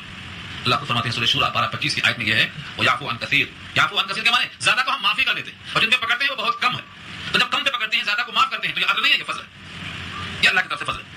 اور یہ فضل کس کو ملے گا؟ تمام ایمان والوں کو ملا۔ بشر المؤمنین، بشارت خوشخبری سنا دیجیے ایمان والوں کو، بان لهم من اللہ فضلا کبیرا، بھائی طور کہ ان کے واسطے اللہ کا فضل ہے، بہت بڑا فضل ہے۔ ولا تطع الكافرین والمنافقین ودع اذاهم وتوکل علی اللہ وکفى باللہ وکیلا، اور اطاعت مت کیجیے کسی کافر کی، کافرین جمع ہے، کافروں کی اطاعت مت کیجیے، والمنافقین، منافقوں کی بھی اطاعت مت کیجیے۔ نبی سے تصور ہے نہیں کہ نبی کسی منافق اور کافر کی اطاعت کریں گے، بلکہ یہ سنانا مقصود ہے کہ جس طرح آپ اب تک جمے رہے کہ کافر منافق کی اطاعت نہیں کی، آئندہ بھی مت کیجیے، اور جب آپ کے پاس یہ جائز نہیں ہے تو آپ کے چاہنے والے امتیوں کو جائز کہاں سے ہو گیا کہ وہ کسی کافر کی بات مان لیں، کسی منافق کی بات مان لیں۔ جب نبی کو بھی اختیار نہیں دیا اللہ نے کہ وہ کافر کی منافق کی بات مانے، تو پھر مومنین کو بھی اختیار نہیں ہے کہ وہ کسی کی بات مانے۔ یہ سمجھانا مقصود اصل ہے۔ کافر کیا چاہتے تھے کہ توحید سے آپ باز آ جائیں، بتوں کی مذمت نہ کریں۔ کافر چاہتے تھے کہ آپ دعوت دیتے ہیں معبود حقیقی کی طرف، اس سے رک جائیں اور بتوں کی مذمت نہ کریں، یہ تو مقصد تھا۔ اگر یہ آپ مان کر رک جاتے تو اطاعت کرنا تھا کافروں کی۔ اللہ نے پہلے سے پیغام دے دیا کہ کسی بھی شکل میں کافر اور منافق کی بات کو آپ نہ مانیں۔ ودع اذاهم، اور چھوڑ دیجیے ان کی تکلیفوں کو۔ اذا، اذا کے معنی آتے ہیں تکلیف، ایذا دینا، اردو میں ایذا پہنچانا بولتے ہیں، عربی میں اس کو اذا کہا۔ عظم من راسی، سر میں درد، تو ایذا پہنچانا۔ اب اگر آپ ان کی بات نہیں مانیں گے تو وہ آپ کو ایذا پہنچائیں گے، تکلیف دیں گے، ان کی تکلیفوں کو آپ چھوڑ دیجیے۔ وہ تکلیفیں ذہنی بھی دے سکتے ہیں، قولی بدزبانی بھی کر سکتے ہیں، اور آپ کے جسم پر دوسرے قسم سے اثرات بھی ڈال سکتے ہیں، جیسا کہ پتھراؤ کیا آپ پر، گلا گھونٹ دیا آپ کا، آپ کے لیے کھانا پینا بند کر دیا، آپ کے لیے چورستوں پر لوگوں کھڑا کر دیا کہ ان کو دیوانہ کہا جائے، جو بھی باہر سے آتا ہے اسے کہا جاتا ہے کہ اس کی بات مت مانو تو مجنون اور دیوانہ ہے۔ یہ سب کیا ہے؟ یہ ایذا ہے، تکلیف۔ اس سے گفتگو اگلے رکوع میں انشاءاللہ کہ اس کا انجام کیا ہے۔ یہاں فرمایا گیا کہ منافقوں اور کافروں کی اطاعت مت کیجیے اور خیال نہ کریں ان کی تکلیفوں کا، چھوڑ دیجیے ان کے حال پر۔ اگر وہ کچھ تکلیف دیتے بھی ہیں تو آپ صبر کیجیے، چاہے وہ ایذاء قولی ہو یا ایذاء عملی ہو، اس پر آپ صبر کیجیے۔ ایک زمانہ تو یہ تھا، بعد میں اللہ نے فیصلہ کر دیا کہ اب یہ آپ کو نقصان نہیں پہنچا سکتے، اللہ آپ کا محافظ ہے۔ جب آیت آ گئی واللہ یعصمک من الناس، اللہ لوگوں سے آپ کو بچائیں گے، تو آپ نے پہرے داروں کو ہٹا دیا، کسی کی کوئی حاجت نہیں۔ یہاں اشارہ اسی طرف ہے، وتوکل علی اللہ، اور بھروسہ اللہ پہ کیجیے کہ ان کی ایذاؤں سے آپ کو کچھ نہیں ہوگا۔ وکفیٰ باللہ وکیلا، اور کافی ہے اللہ کا ساز ہونے کے اعتبار سے، اللہ کافی ہے۔ یہ نہیں کہا اللہ آپ کو کافی ہے اور کیا لوگوں کو کافی نہیں، مطلب کا وکفیٰ باللہ، اور کافی ہے اللہ وکیلا، کارساز کے اعتبار سے۔ یہی تو مضمون آیا ہے سورہ مزمل کے اندر بھی، فاتخذہ وکیلا، رب المشرق والمغرب لا الہ الا ہوا فاتخذہ وکیلا، وہ مشرق و مغرب کا رب ہے، اس کے سوا کوئی معبود نہیں، اسی کو بنا لو وکیل، وہی ہے کارساز۔ تو اللہ تعالیٰ کارساز ہے ہر بندے کے لیے، ہر بندے کے لیے کارساز ہے۔ اس واسطے جب بندہ کہتا ہے حسبی اللہ، اللہ مجھ کو کافی ہے، تو بندہ جب یہ کہہ دیتا ہے تو اللہ کفایت کرتے ہیں۔ اور یہ نہ کہنے سے پہلے بھی ہمارے جسم پر اللہ نے 360 فرشتوں کو لگا رکھا، 7 فرشتے تو صرف ہماری آنکھوں پر ہیں، پوری بات سورہ انعام میں آ چکی ہے حفظہ کے تحت کہ اللہ کے محافظ ہمارے ساتھ لگے ہوئے ہیں۔ تو اللہ کافی ہے کارساز ہونے کے اعتبار سے، لہذا بھروسہ اللہ پہ کرنا ہے اور ان کی تمام تکلیفوں کو خاطر میں لائے بغیر کام کرنا ہے۔ یہ 40 سے 48 تک 7۔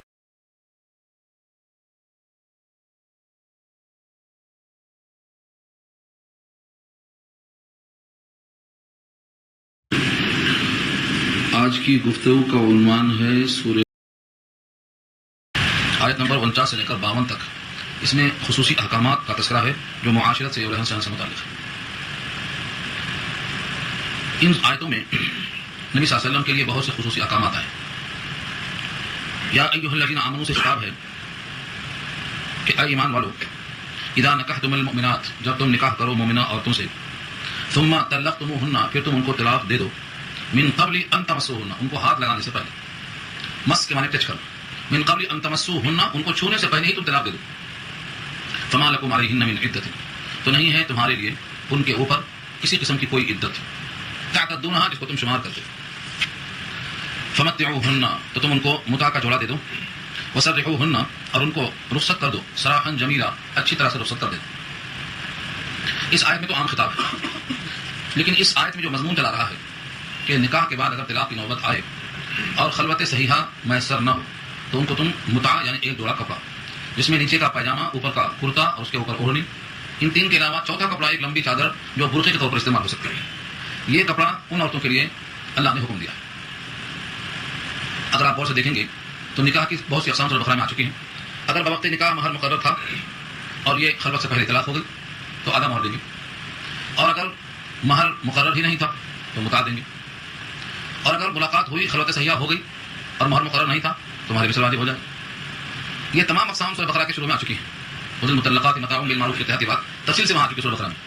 یہاں صرف یہ قصہ دکھانا یہ ہے کہ اگر تم نے ان کو ہاتھ نہیں لگایا اور مہر بھی مقرر نہیں تھا، اس صورت میں عدت تو نہیں ہے، لیکن تمہیں ان کے واسطے ایک جوڑا دینا پڑے گا جس کا نام متاع کا جوڑا. اور یہ جوڑا دینا متاعن، جس کا نام متاعن رکھا ہے یعنی فائدہ اٹھانا، یہ بطور دل جوئی کے.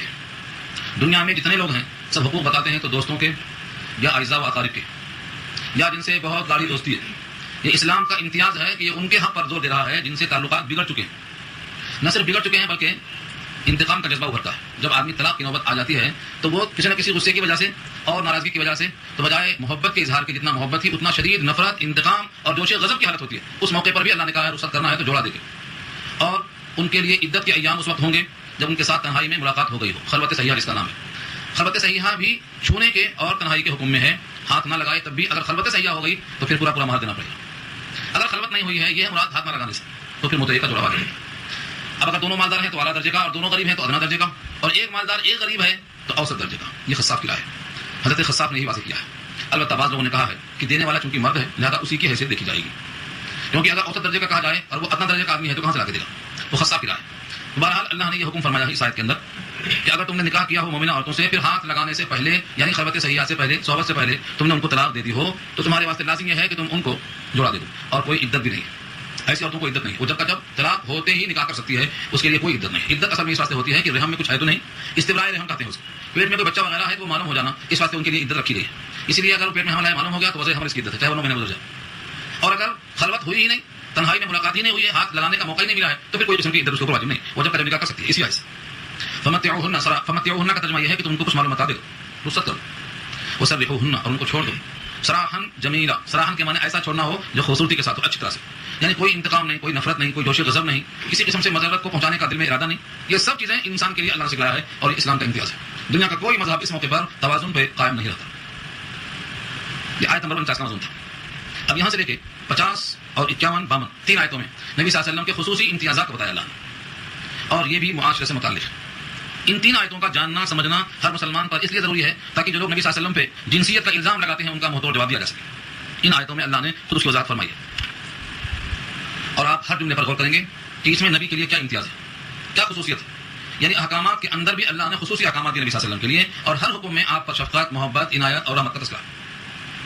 یا ایھا النبی انا احللنا لک ازواجک اللاتی آتیت اجورہن، یا خطاب نبی کو، یا ایھا النبی، اے نبی صلی اللہ علیہ وسلم، انا احللنا لک، بے شک ہم نے حلال کر دیا آپ کے لیے، ازواجک، آپ کی وہ بیویاں، اللاتی آتیت اجورہن، جن کے مہروں کو آپ نے ادا کر دیا، وما ملکت یمینک، اور جن کے آپ مالک ہوئے، یعنی آپ کا دایاں ہاتھ جس کے اوپر بطور ملکیت کے ہے، مما افاء اللہ علیک، ان مالوں میں سے جو اللہ نے آپ کو مال فے کے طور پر دیا ہے. مال فے کی وضاحت اب آتی. اب آپ یہاں سے ایک لفظ پر غور کریں.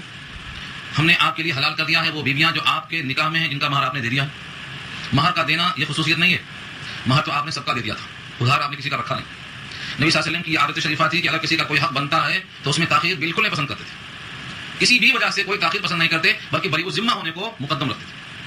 یہ نبی کی اس خصوصیت پر ساری امت کو یہ پیغام پہنچتا ہے کہ وہ بھی اپنی بیویوں کا مہر اپنے اوپر قرضہ نہ رکھیں کہ مرنے کے بعد معاف کرنے کی نوبت آئے. سب آپ نے ادا کر دیا. تو یہ آتیت اجورہن یہ قید نہیں ہے بلکہ یہ گویا اظہار ہے اس واقعے کا کہ چونکہ آپ نے تمام عورتوں کا مہر دے دیا ہے، اور جو آپ کے نکاح میں ہیں جن کا مہر دے دیا ہے وہ تمام عورتیں آپ کے ہم نے واسطے حلال کر دی. یہ کیوں کہا جاتا؟ اس میں کیا خصوصیت ہے؟ کیونکہ امت کے لیے صرف 4 بیویاں حلال ہیں، اور یہاں یہ حکم ہوتا ہے جتنی آپ کے پاس نکاح میں ہیں ان کو ہم نے آپ کے لیے حلال کر دیا ہے. ہوا یہ کہ جب 4 کی قید لگایا اللہ نے تو تمام صحابہ کو حکم تھا کہ اگر کسی کے پاس 5 ہیں تو 4 کو منتخب کر لیں اور ایک کو طلاق دے دیں. اور اب تو حکم یہ ہے کہ اگر 4 ہیں تو 5ویں کا نکاح ہوگا ہی نہیں، خود ہی نکاح ختم، 4 ہی نکاح ہو سکتا. اب یہاں نبی کی خصوصیت یہ ہے کہ آپ کے نکاح میں ان دنوں 9 بیویاں تھیں جب آیت نازل ہوئی، یا 9 اگر نہیں تھی، تاریخ کے اعتبار سے کچھ شکوہ ہے جیسا کہ میں ابھی وضاحت کروں گا اس کی. تو اتنی بات ہوتا ہے کہ 4 کے عدد سے زیادہ 7 ہیں، 8 ہیں، 9 ہیں. تو یہ سب اللہ نے آپ کے لیے حلال کر دیا ہے، یعنی آپ کے لیے 4 کے عدد میں ختم نہیں کر دیا. یہ ہے آپ کا خصوصی امتیاز. امت میں سب کے لیے 4 ہی درست ہے. 4تھا نکاح ہونے کے بعد اب 5واں نکاح نہیں کر سکتا، لیکن آپ کے لیے اللہ نے اس میں تنگی نہیں رکھی، جیسا کہ آگے آ رہا ہے لفظ تنگی نہیں رکھنے کا. اب یہاں میں تھوڑی سی وضاحت کر دوں کہ نبی صلی اللہ علیہ وسلم کی پہلی شادی اور دوسری شادی اور تیسری شادی کب ہوئی. کیونکہ یہاں پر لوگ دیکھتے ہیں کہ اللہ نے نبی کے واسطے عورتوں کو حلال کر دیا اور امت کے واسطے صرف 4 حلال ہیں، تو لوگ نبی پہ انگلیاں اٹھاتے ہیں. اور بہت سے بےہودہ قسم کے انسان جیسے سلمان رشدی وغیرہ ہیں، یہ سب تو یہ موقع کی تلاش میں رہتے ہیں. ہر مسلمان پر لازم ہے کہ اپنے نبی کے معاشرتی احوال سے اتنا کم سے کم باخبر رہے کہ جو ضرورت کے مطابق بول سکتا. آپ دیکھتے ہیں کہ آپ نے سب سے پہلا نکاح کیا 25 سال کی عمر میں بی بی خدیجہ سے، اور بی بی خدیجہ کی عمر سے یہاں بحث نہیں ہے، لیکن وہ بھی سن لیں کہ وہ 40 سال کی اور وہ بیوہ، اور وہ 2 شوہروں کے بعد اب تیسرے شوہر کے پاس آ رہی ہیں۔ یہ نبی کی شادی ہے، نبی کی عمر 25 سال ہے۔ اس بیوہ خاتون کے ساتھ نبی صلی اللہ علیہ وسلم نے اپنے عمر کے 50 سال، یعنی جب عمر شریف 50 سال کی ہو گئی تب تک وہ ایک ہی خاتون کے ساتھ ہے۔ کل عمر 63 سال کی، جس میں 50 سال نکل گئے ایک بیوہ کے ساتھ، جبکہ پورے مکے والے جانتے ہیں۔ اور مکے میں جب آپ نے اعلان کیا نبوت کا تو آپ کی عمر 40 سال تھی، آپ کے نکاح میں یہ بیوہ تھی۔ مکے والوں نے آپ کو جادوگر تو کہا، دعوی نبوت میں جھوٹا بھی کہا، سائد القذاب کا سورہ 7 پارہ 23 میں، اور آپ کے اوپر مختلف قسم کے کہانت کے الزام لگائے، شاعر کہا، جادوگر کہا، لیکن کسی میں یہ ہمت نہیں ہوئی کہ آپ کے عزت نفس پر کوئی بات کہہ سکے۔ کسی میں کوئی دم نہیں تھا کہ ایک جملہ نقل کر دیتا جسے آپ کے تقویٰ پہ، طہارت پہ اور آپ کی زندگی کی پاکیزگی پہ کوئی ہٹا سکتا۔ آپ نے کھلا کھلا کہا، لقد لبثت فیکم عمرا من قبلی افلا تعقلون، تو یہ اس کے الفاظ ہیں، تمہارے درمیان میں نے 40 سال گزارا ہے، اپنی حیات میں نے پیش کر دی ہے جو بیدار زندگی ہے، کیا تم کو اتنا بھی عقل نہیں؟ تو نبی کی حیات ایسا صاف ستھری ہے، 40 سال نبوت کے اعلان کے موقع پر، اور 50 سال کی عمر ہو گئی تو صرف خاتون ہے۔ جب خدیجہ کا انتقال ہو گیا اور نبی صلی اللہ علیہ وسلم کی عمر شریف 50 سال ہو گئی تو آپ نے 51 سال کی عمر میں سودا سے نکاح کیا۔ سودا بنت زمعہ کی بیٹی ہے، اور یہ بھی بیوہ ہے، یہ بھی کنواری نہیں۔ آپ کی عمر 51 سال کی ہو گئی۔ جب 52 سال کی عمر ہوتی ہے تو آپ نے شادی کیا ہے حضرت عائشہ رضی اللہ تعالی عنہا سے، وہ آپ کے پاس تشریف لائی۔ نکاح پہلے ہو چکا تھا لیکن اس وقت اب ہو رہی سن 2 ہجری میں۔ بعض لوگوں نے یہ کہا ہے کہ حضرت سودا کے بعد آپ نے شادی کیا ہے زینب بنت خزیمہ سے۔ خزیمہ انصاری کی بیٹی ہیں زینب، آپ کے نکاح میں 2 زینب تھی، ایک کا ذکر بعد میں آ رہا۔ یہ زینب بنت خزیمہ کی بیٹی، اور یہ نبی صلی اللہ علیہ وسلم کی موجودگی میں اسی سال میں انتقال کر گئی۔ اب آپ کی عمر 54 سال کی ہو گئی، 54 سال کی عمر ہے۔ سن 2 ہجری میں بی بی عائشہ نکاح میں آتی ہیں، اور 1 سال کے بعد بی بی حفصہ نکاح میں آتی ہے۔ بی بی حفصہ یہ حضرت عمر کی بیٹی ہے، اور عائشہ صدیق اکبر رضی اللہ تعالیٰ عنہ کی بیٹی ہے۔ صرف عائشہ بی بی کنواری ہیں، بقیہ کوئی بھی کنواری نہیں۔ اب آپ کی عمر 54 سال کی ہو چکی ہے۔ اسی دوران میں آپ کا نکاح اللہ کے حکم سے زینب بنت جہش سے ہوا، جن کا ولیمہ اللہ تعالیٰ نے اس آیت میں ذکر کیا ہے، ابھی آیتیں آگے آ رہی ہیں، اور اس کا ذکر پیچھے گزر چکا ہے کہ زینب بنت جہش کا نکاح پہلے زید سے ہوا تھا، پھر طلاق کی نوبت آئی تو اللہ نے خود نکاح کر دیا نبی صلی اللہ علیہ وسلم سے، منہ بولا بیٹا ہونے کی قسم توڑنے کے لیے۔ 54 سال تک آپ کی حیات اس طرح تھی۔ اب یہاں سے جتنی بیویاں تھیں سب کا نکاح 54 سال کی عمر کے بعد ہوا ہے، گویا 55 سے لے کر 60 اور 3 63 کل آخری عمر کا 8 سال کا حصہ تھا جس میں آپ کے سارے نکاح ہوئے۔ اگر کسی آدمی کی زندگی میں کسی قسم کی جنسی بے روی ہوتی اور زائد نکاح کرنے کا مقصد کچھ جنسیت کا ہوتا تو شروع کے 50-55 سال آپ مظاہرہ کر دیتے۔ یہ آپ کے لیے بہترین علامت ہے کہ آپ نے زندگی کی جو شادیاں کی ہیں 55 سال کے آخر میں یہ صرف اسلام کے اشاعت کے واسطے کی، اور کچھ ایسی شادیاں بھی کی ہیں آپ نے جو سیاست کے اعتبار سے بہت اہم تھیں، ان کے سرداروں کی بیٹیاں تھیں تاکہ ان کے گھٹنے ٹیکنے کے موقع ملے۔ ام حبیبہ کی شادی ہوئی نبی صلی اللہ علیہ وسلم سے، ابو سفیان گھٹنے ٹیک دیے، کہا میں ہار گیا۔ ابو سفیان کی بیٹی ہیں، گھٹنے ٹیک دیے۔ آپ کی شادیوں میں ان تمام چیزوں کے ساتھ ساتھ ان خواتین کے مسائل، ایک مرد کا حافظہ قوی ہے وہ مسائل کو بیان کرتا ہے، لیکن اگر ایک ہی عورت ہوتی تو سارے مسائل کو جذب نہیں کر سکتی۔ کنواری کے مسائل، بیوہ کے مسائل، مطلقہ کے مسائل۔ ام سلمہ آئی ہیں نبی کے نکاح میں، اولاد والی تھی، اب اگر کسی کے گود میں بچہ ہے تو اس کے مسائل، سارے مسائل کون سکھاتا، کہاں سے سیکھتے؟ اس کے باوجود نبی صلی اللہ علیہ وسلم کی غیر مطہرات میں بی بی عائشہ، جن کے کم سے کم 200 صحابہ شاگرد ہیں، جن کے الفاظ بہت سی اہم احادیث کتابوں میں 2210 حدیثوں کی روایت کرتی ہے، ایک خاتون 2210 حدیثوں کی روایت کرتی ہے۔ بی بی ام سلمہ 3000 یا بعض قول کے مطابق 368 حدیثیں روایت کرتی، 368 حدیثیں روایت کرنا کوئی معمولی کام نہیں۔ ہم میں سے آپ میں سے کتنے لوگ ہیں جن کو 2 حدیثیں یاد ہیں؟ کر کے دکھا دیں یار، اگر 40 حدیثیں یاد ہو جائیں تو محدثین میں شمار ہوگا۔ محدثین میں اس کے لیے لوگوں نے 40 حدیثیں پیدا کی، چھوٹی چھوٹی حدیثیں، 40 بچوں کے لیے، بوڑھوں کے لیے، مگر وہ 40 بھی یاد کرنے کی توفیق نہیں ہوتی۔ یہ خواتین نے 2210 حدیثیں پیش کر دی، 200 صحابہ کو تیار کیا شاگردی میں، اور ہر مسئلے میں جہاں اٹکتے دروازہ کھٹکھٹاتے بی بی عائشہ، قرآن کریم کی ہر آیت کے مسئلے۔ تو یہ سب حکمتیں ہیں جو میں نے اشارہ کیا ہے، تفصیلی بحث بقرہ میں آ چکی ہے۔ نبی صلی اللہ علیہ وسلم کو اللہ تعالیٰ نے ازواج کے معاملے میں اس واسطے گنجائش رکھی تھی تاکہ آپ کے ذریعے سے مسائل امت تک پہنچے۔ یہاں سے اشارہ یہ ہے کہ جتنی آپ کے نکاح میں عورتیں تھیں وہ سب آپ کے لیے حلال ہیں۔ یہ مہر دے دینا یہ اتفاقی شرط ہے، یہ قید اعتراض نہیں ہے کہ اگر مہر نہ دیا ہو تو نہیں جائز ہوں گی، ایسا نہیں ہے، مگر چونکہ آپ نے سب کے مہر جب کا جب دے دیا اس واسطے اللہ نے ذکر کر دیا اس کو۔ اللہ کی آتی توجہ، جن جن کو آپ نے مہر عطا کر دیا ہے اور جتنے آپ کے نکاح میں عورتیں ہیں سب کو ہم نے آپ کے حلال کر دیا ہے، 4 کی قید آپ کے واسطے نہیں ہے۔ یہ مطلب لوگ کہتے ہیں نبی کے واسطے 4 نکاح سے زیادہ کیوں ہیں اور آپ کے واسطے 4 نکاح سے کم کیوں ہیں؟ ہم کہتے ہیں کہ یہاں نبی کی حیات پڑھو تو معلوم ہوتا ہے کہ اسلام کی اشاعت ان 9 سے بہت زیادہ آسانی سے ہوئی، اگر تعداد یہ کم ہوتی تو اتنی اشاعت نہ ہو پاتی، اور ہمارے لیے 4 بھی زیادہ ہیں کیونکہ ہم تو ایک کو پڑھنے پر قادر نہیں، 2 کو نہیں پڑھ سکتے، 3 کو نہیں پڑھ سکتے، ایک کو بھی نہیں پڑھا سکتے، وہ ایک کو بھی ہم جس طرح سے لائے تھے ویسے ہی رکھتے ہیں، 10 سال 20 سال مرنے تک سکھا نہیں سکتے۔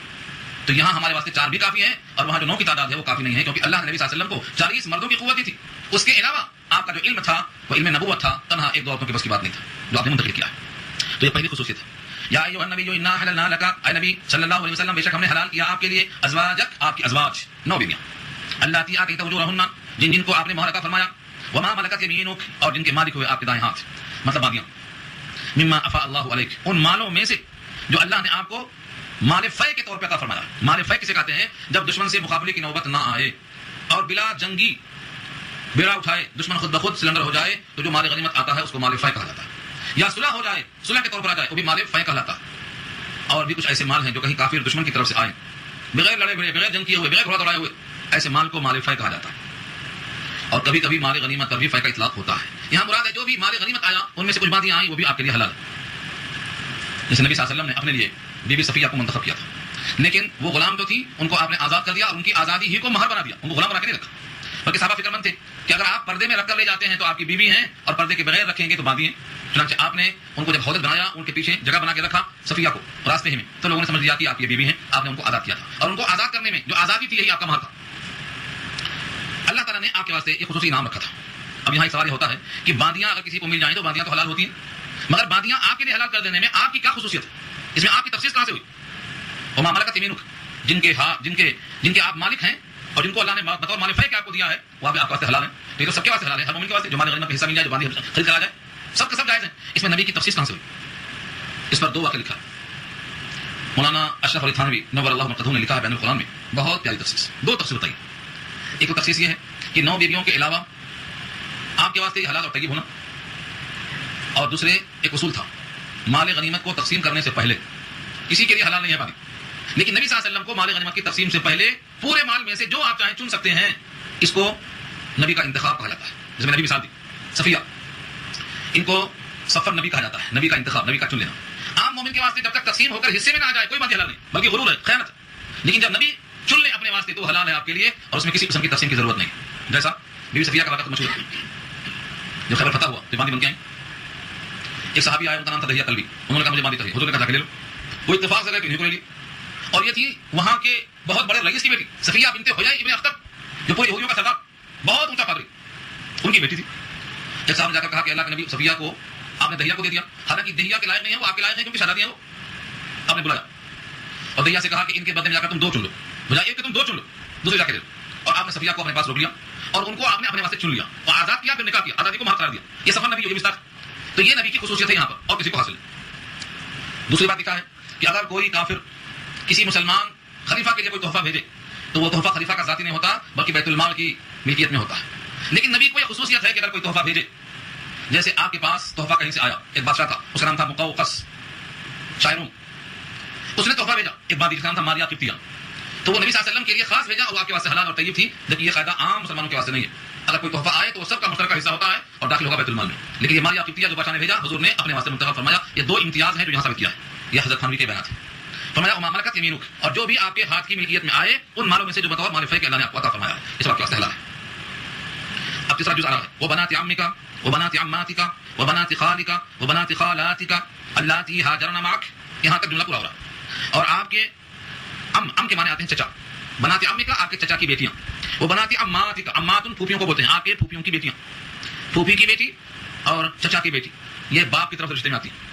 وہ بنات خالک، اور آپ کے ماموں کی بیٹیاں، وہ بنات خالاتک، اور آپ کے خالاؤں کی بیٹیاں، یہ سب ماں کی طرف سے آتی ہیں۔ یہ چاروں جائز۔ اس میں نبی کی تخصیص کیا ہے؟ اللاتی ہاجرن معک، وہ عورتیں جنہوں نے آپ کے ساتھ ہجرت کی، ہاجرن معک ہجرت کی ہیں آپ کے ساتھ، یعنی چچا کی بیٹیاں، پھوپھی کی بیٹیاں، ماموں کی بیٹیاں، خالاؤں کی بیٹیاں، یہ تو ہر مومن کے لیے حلال ہے۔ یہ نبی کے واسطے تخصیص کیسے ہوئی؟ یہ شرط کے ساتھ اللاتی ہاجرن معک، وہ جو ان میں سے ہوں جو آپ کے ساتھ ہجرت میں شریک ہوں، سفر میں آپ کے ساتھ کوئی شرط نہیں ہے لیکن نفس ہجرت میں وہ آپ کے ساتھ ہوں، یعنی وہ بھی ہجرت کریں اور آپ بھی ہجرت کریں۔ اگر وہ ہجرت نہیں کی ہیں تو اگر وہ خالہ کی بیٹیوں میں آتی ہیں تو آپ کا نکاح حلال نہیں۔ یہ شرط بظاہر قید ہے، بظاہر تنگی ہے۔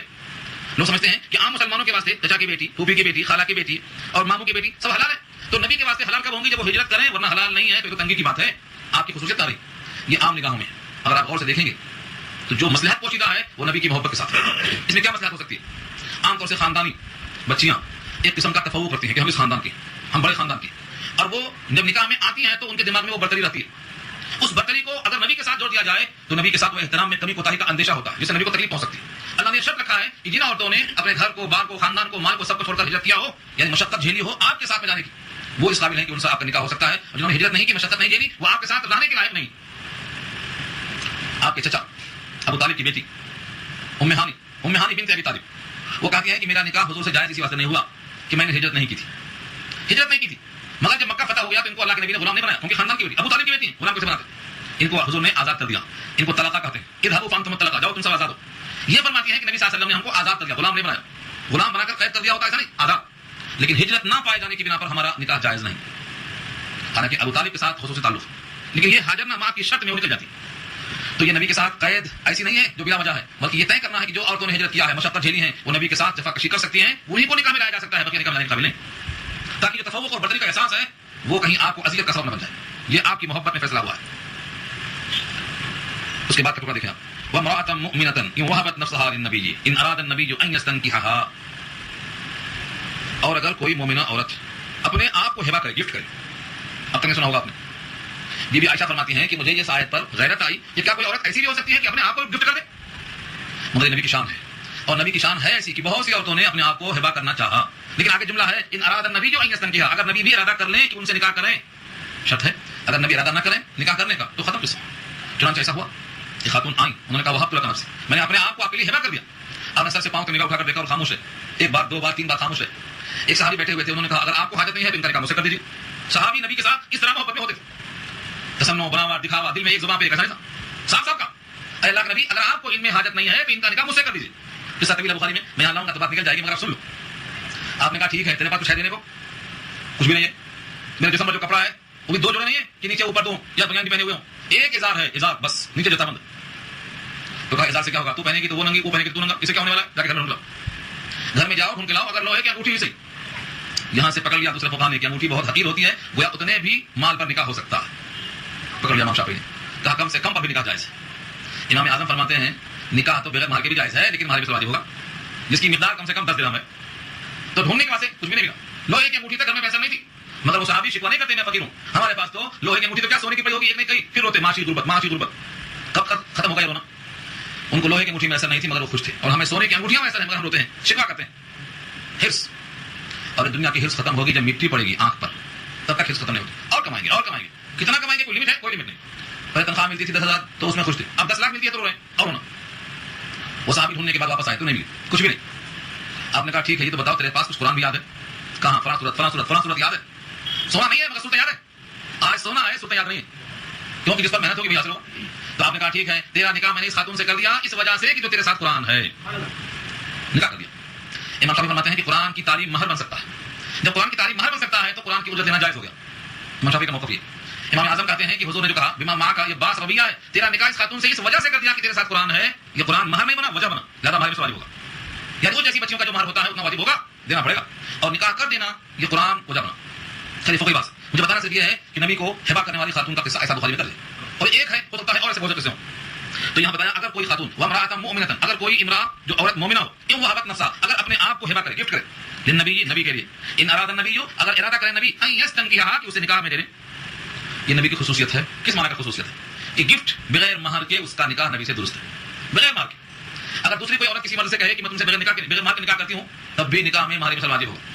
وہ بغیر نکاح کو لینا چاہے، بغیر نکاح بغیر مہر کے لینا چاہے اور فیصلہ بھی ہو جائے تب بھی نکاح میں مہر مثل واجب ہوگا، نہ چاہتے ہوئے بھی. ہاں بعد میں واجب ہونے کے بعد معاف کر دے اور بات، لیکن واجب ہوگا. تو یہ نبی کی خصوصیت ہے کہ بغیر مہر کے نکاح آپ کا درست تھا. اللہ نے آگے فرمایا خالصۃ لک، یہ خالص آپ کے لیے. دنیا میں کوئی انسان نہیں ہے جس میں شریک ہو، یہ صرف آپ کے لیے، لک آپ کے لیے، خالصۃ لک یہ صرف آپ کے لیے خالص. من دون المؤمنین، نہ کہ ایمان والے. من دون المؤمنین ایمان والوں کو چھوڑ کر، ایمان والوں کے علاوہ خالص آپ کے پاس یہ حکم ہے. اب علامہ مشری کہتے ہیں کہ یہ خالی آخری والا حکم ہے یا پورے اوپر سے نیچے تک. علامہ مشری کی رائے ہے کہ یہ جو آیا ہے جملہ یہ سب کے ساتھ جڑا ہوا ہے. یہ سارے جملوں میں نبی کی تخصیص ہے، صرف اسی میں تخصیص نہیں ہے. یہ علامہ مشری کی رائے ہے کہ ہر جملے میں تخصیص آپ کی. یعنی اگر کوئی عورت ہجرت نہ کرے تو نکاح درست نہ ہو، یہ نبی کی تخصیص ہے. عام آدمی واسطے نہیں. 4 سے زیادہ ہو تب بھی نکاح درست ہے، یہ نبی کی تخصیص ہے، کسی کے واسطے نہیں.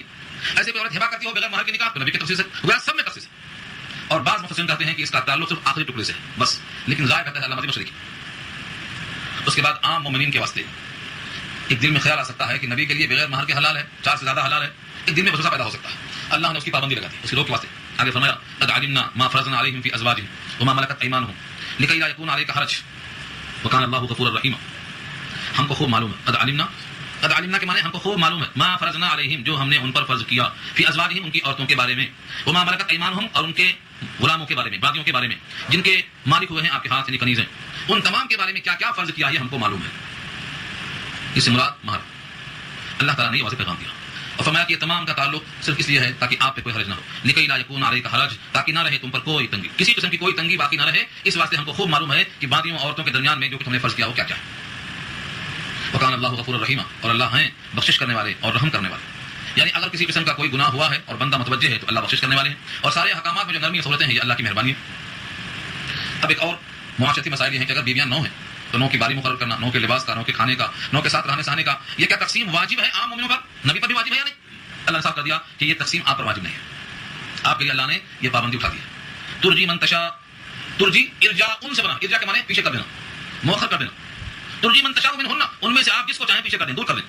وہ تو الیک من تشاء، اور آواز ہوئی میں پناہ دینا، اپنے طرف قریب کرنے جس کو آپ چاہیں. پابندی باری مقرر جو آپ نے کیا تھا یہ ازراہ شفقت کیا تھا، اللہ نے آپ کو عام کیا تھا کہ آپ چاہیں تو باری مقرر کریں چاہے تو نہ کریں. اس میں بھی اللہ کی طرف سے عورتوں پر بھی شفقت ہے، نبی پر بھی شفقت ہے. اس کا ذکر آگے اسی آیت میں آ رہا ہے. ان دنوں میں نبی صلی اللہ علیہ وسلم جو تقسیم کرتے تھے اور اللہ سے دعا بھی کرتے تھے کہ اے اللہ یہ میری تقسیم ہے جس میں میں مالک ہوں، لہذا میں جس میں مالک نہیں ہوں اس میں میرا مواخذہ آپ نہ کریں. یعنی اللہ نے تو فرما دیا کہ آپ جس کو چاہیں دور رکھیں، جس کو چاہیں قریب کریں، آپ پر پابندی نہیں ہے. اور یہاں تک فرما دیا کہ جن کو آپ پہلے کبھی دور کر چکے ہیں ان کو پھر قریب کرنا چاہیں تبھی پابندی نہیں ہے. دیکھو لفظوں کو، ترجی من تشاء منہن، آپ دور رکھیں جس کو چاہیں ان میں سے، وتؤوی الیک من تشاء، اور قریب کریں پاس کریں اپنی طرف جس کو چاہیں، ومن ابتغیت ممن عزلت، جس کو آپ چاہیں طلب کر لیں ان میں سے جن کو آپ نے دور کر دیا، علیحدہ کر دیا. فلا جناح علیک، آپ پہ کوئی حرج نہیں. پھر بھی آپ باری مقرر کرتے ہر ایک کے بعد اثر کے بعد معمولاً ملاقات کے واسطے چلے جاتے، حالات پوچھتے. اور مرض الوفات تک آپ کا یہ حال تھا کہ آپ یہ پوچھتے کہ میں کل کہاں رہوں گا، کل کہاں رہوں گا. تو تمام بیویاں سمجھ گئیں کہ آپ بی بی عائشہ کے پاس رہنا چاہتے ہیں. تمام بیویوں نے کہا کہ ہم اجازت دیتے ہیں کہ آپ جہاں چاہیں وہاں رہیں. چنانچہ آپ نے بی بی عائشہ کے پاس قیام فرمایا مرض الوفات میں، اور انہی کے پاس انہی کی گود میں وفات ہوئی، انہی کے حجرے میں آپ کی تقسیم ہوئی. یہ تقسیم تھی. اور فرماتے تھے اللہم ھذا قسمی فیما املک ولا تلمنی فیما لا املک، یہ میری تقسیم ہے جس میں مالک ہوں، لیکن جس میں مالک نہیں ہوں میرا آپ مواخذہ نہیں کر سکتے، وہ ہے میرا دل کا میلان. دل کا میلان کسی کی طرف زیادہ ہونا یہ تقسیم کے منافی نہیں ہے. چنانچہ آپ سے خود پوچھا گیا سب سے زیادہ محبت آپ کو کس سے ہے؟ فرماتے عائشہ. کہا مردوں میں کس سے ہے؟ فرماتے ابوہا، عائشہ کے ابا سے. نام بجا دینے کے ابوہا نسبت دکھایا آپ نے. تو یہ دل کا میلان ہے، مگر اللہ کی طرف سے پابندی نہیں ہے تقسیم کرنے میں. یہ نبی کی خصوصیت ہے. اب بظاہر یہ بیویوں کے واسطے تنگی ہو گئی کہ ان کا کوئی حق ہی نہیں. جب تک آپ چاہیں دور رکھیں، جب تک چاہیں آپ قریب نہ کریں، کسی کو کوئی اعتراض نہیں کرنے کا حق ہے. اللہ فرماتے ہیں یہ ہمارا جو فیصلہ ہے یہ اصل میں فیصلہ ان کی دلجوئی کا ہے تاکہ ان کو غم نہ پہنچے، وہ راضی رہیں. عجیب استدلال یہ دیکھو غور سے لفظوں کو. فرمایا ذالک ادنی ان تقر اعینہن، یہ بات زیادہ قریب ہے کہ ان کی آنکھیں ٹھنڈی رہیں. اگر ان کی باری ختم ہو گئی تو ٹھنڈی کیسے آنکھیں رہیں گی؟ سوچو ذرا، یہ ہے سبق. ٹھنڈی کیسے رہیں گی آنکھیں؟ تین لفظ ہیں. ذالک ادنی، یہ زیادہ قریب ہے، ان تقر، یہ کہ ٹھنڈی رہیں، اعینہن ان کی آنکھیں، ولا یحزن، اور وہ حزن اور آزردہ نہ ہو، غم نہ ہو، ویرضین، اور راضی رہیں، بما آتیتہن، جو کچھ ان کو آپ دے دیں. کلہن، سب کے سب. کیا لفظ ہے؟ آنکھیں ٹھنڈی ہوں، آزردہ نہ ہوں، اور راضی رہیں، جو کچھ آپ ان کو دے دیں اس پر خوش رہیں. اصل قصہ یہ ہے کہ آدمی رنجیدہ کب ہوتا ہے؟ جب اس کو معلوم ہو کہ میرا حق مجھے نہیں ملا تو رنجیدہ ہوتا ہے حق کے نہ ملنے پر. اور جب یہ معلوم ہو کہ میرا کوئی حق ہی نہیں ہے، انہوں نے اپنے پاس سے بھیج دیا ہے، تو تحفہ ہے، جتنا بھی مل جائے خوش ہوگا. یہ ہے اصل راضی ہونا، آزردہ نہ ہونا، آنکھیں ٹھنڈی ہونا، خوش ہونا. ہر بیوی کلہن، سب کے سب، کسی کو یہ حق نہیں ہے بولنے کا کہ میری باری میں آپ کیوں نہیں آئے، کیونکہ باری آپ کے اختیاری نہیں ہے، اختیاری ہے. اللہ کی کیا حکمت ہے. آج بھی آپ دیکھ لو اکثر و بیشتر لوگوں کو تکلیف کب ہوتی ہے؟ جب بولتے ہیں بھائی ہمارا حق نہیں آیا، ملنے کا تھا نہیں ملا. جب ملنے کا تھا نہیں ملا تو تکلیف ہوتی ہے. توقع اگر اٹھ گئی غالب تو کچھ نہیں ہوتا. جب توقع ہی اٹھ گئی غالب، یعنی امید نہیں، ہمارا کوئی حق نہیں پھر بھی ملتا ہے تو آدمی خوش ہوتا ہے. اور اگر حق ہے اور نہیں ملتا ہے تو تکلیف ہوتی ہے. تو اللہ نے کہا کہ یہ چیز ان کے واسطے زیادہ آسان ہے تاکہ وہ ان کا دل ٹھنڈا ہو جائے، ان کی آنکھیں خوش ہو جائیں کہ نبی ہمارے پاس آئے ہیں، ہمارا کوئی حق نہیں ہے، آپ کا کرم ہے جو ہمارے پاس تشریف لائے، ہم کو کچھ دیا، یہ آپ کی عطا ہے، نوازش ہے، بخشش ہے. تو سب کے سب خوش رہیں گی اور ہر ایک کے دل میں سرور پہنچے گا اور کسی کو کوئی اعتراض نہیں ہوگا. یہ سب پیغام. اگر ہم میں سے بہت سے لوگ اس بات پر آمادہ ہو جائیں کہ اپنے حقوق سے دستبردار ہو جائیں تو شکوے ختم ہو جائے. یہ سب سکھایا گیا یہاں پر. جو کچھ مل جائے یہ اللہ کی عنایت سمجھیں، ہم اس کے حقدار ہیں، ہرگز نہ سمجھیں، تو کبھی شکوہ نہیں ہوگا. لوگ اکثر بولتے ہیں ہم نمازیں پڑھتے، ہم روزہ رکھتے، ہم فلاں کام کرتے، اتنی نیکیاں کرتے، پھر بھی ہم پریشان ہیں. یہ سمجھتے ہیں کہ ہم چونکہ اتنی نیکیاں کرتے ہیں لہٰذا ہم اتنے کے حقدار ہو گئے. یہ شکوہ شروع ہوتا ہے. آپ حقیر قطرے ہیں، آپ کو نوازا سانس اور حیات دے کے، یہی کیا کم ہے آپ کے لیے؟ مزید آپ کو کیا چاہیے؟ تو اللہ تعالیٰ سے ہمیں اگر یہ اندازہ سوچنا پڑے کہ ہمارا حق نہیں ملا تو تکلیف ہوتی. بندہ بھی سمجھے ہمارا کوئی حق ہی نہیں ہے، ہم تو غلام ہیں، ہم تو مملوک ہیں، جو بھی ملا ہے اللہ کی طرف سے، اللہ کا فضل ہے. یہ یہاں موقف دیا اللہ نے. اتنی عنایتوں کے بعد دل میں خیال آتا ہے کہ ہو سکتا ہے کسی مومن کے دل میں خیال آ جائے کہ اللہ نے نبی کے لیے اتنی گنجائش دی ہے، اگر ہم کو بھی دیا ہوتا تو کیا حرج تھا. دل میں خیال پیدا ہو سکتا. اللہ فرماتے ہیں ایسا دل میں خیال آئے تو سن لو، اللہ دلوں کا حال جانتا ہے. واللہ یعلم ما فی قلوبکم، تمہارے دلوں میں کیا ہے وہ اللہ جانتا ہے. اگر تم نے نبی کے ساتھ ایسا سوچا تو تم نے نبی پر حسد کیا، نبی کو دیا ہم کو نہیں دیا. یہ نبی پر حسد ہے، اور حسد نیکیاں کھا جاتا ہے، اور حسد کرنے والا اللہ کے فیصلے پر ناراض ہوتا ہے. اس لیے دل میں اگر کوئی خیال بھی آئے تو فوراً توبہ کرنا. کسی طرف دل اگر ایسی ویسی بات سوچتا ہے تو فوراً توبہ کرنا. یہ اللہ دلوں کے حال سے واقف ہے. وکان اللہ علیما حلیما، اور اللہ ہے علم والے اور حلم والے. علیم سب جانتے ہیں اس کے دل میں کیا خیال آ سکتا ہے، کتنا آیا کتنا نہیں آیا. اور حلیم ہے، حلم ہے، بردبار ہے کہ اللہ نے فوراً مواخذہ نہیں کیا، پکڑا نہیں فوراً. اس سے مراد اللہ کا علم اور اللہ کا حلم پورے واقعے کی طرف ہے. یعنی اللہ علم کے لحاظ سے سب کو گھیرے ہوئے محیط ہے. وکان اللہ بکل شیء محیطا، احاطہ بکل شیء علما، علم سے سب کا احاطہ. اور حلیم بردبار ہے، اللہ تعالیٰ نے اپنے تحمل کی وجہ سے لوگوں کا مواخذہ نہیں کیا، ورنہ بہت سے لوگوں نے بہت سی غلطیاں کی ہیں. اور آج تو ایک فرقہ ہے جو عائشہ بی بی کے نام پہ تبرہ پڑتا ہے، شیخین کو گالیاں دیتا ہے، اور صحابہ کرام میں سے بہتوں پر کام تشریح کرتا ہے. یہ سب ان کے احوال اللہ کو معلوم ہے، لیکن اللہ کا علم ہے جو ان کا مواخذہ نہیں کر رہا. اس کے بعد آخری ٹکڑا بہت اہم ہے، فرمایا لا يحل لك النساء من بعد ولا ان تبدل بهن من ازواج ولو اعجبك حسنهن الا ما ملكت يمينك وكان الله على كل شيء رقيبا. اس ایک آیت میں بہت طویل مضمون پوشیدہ ہے.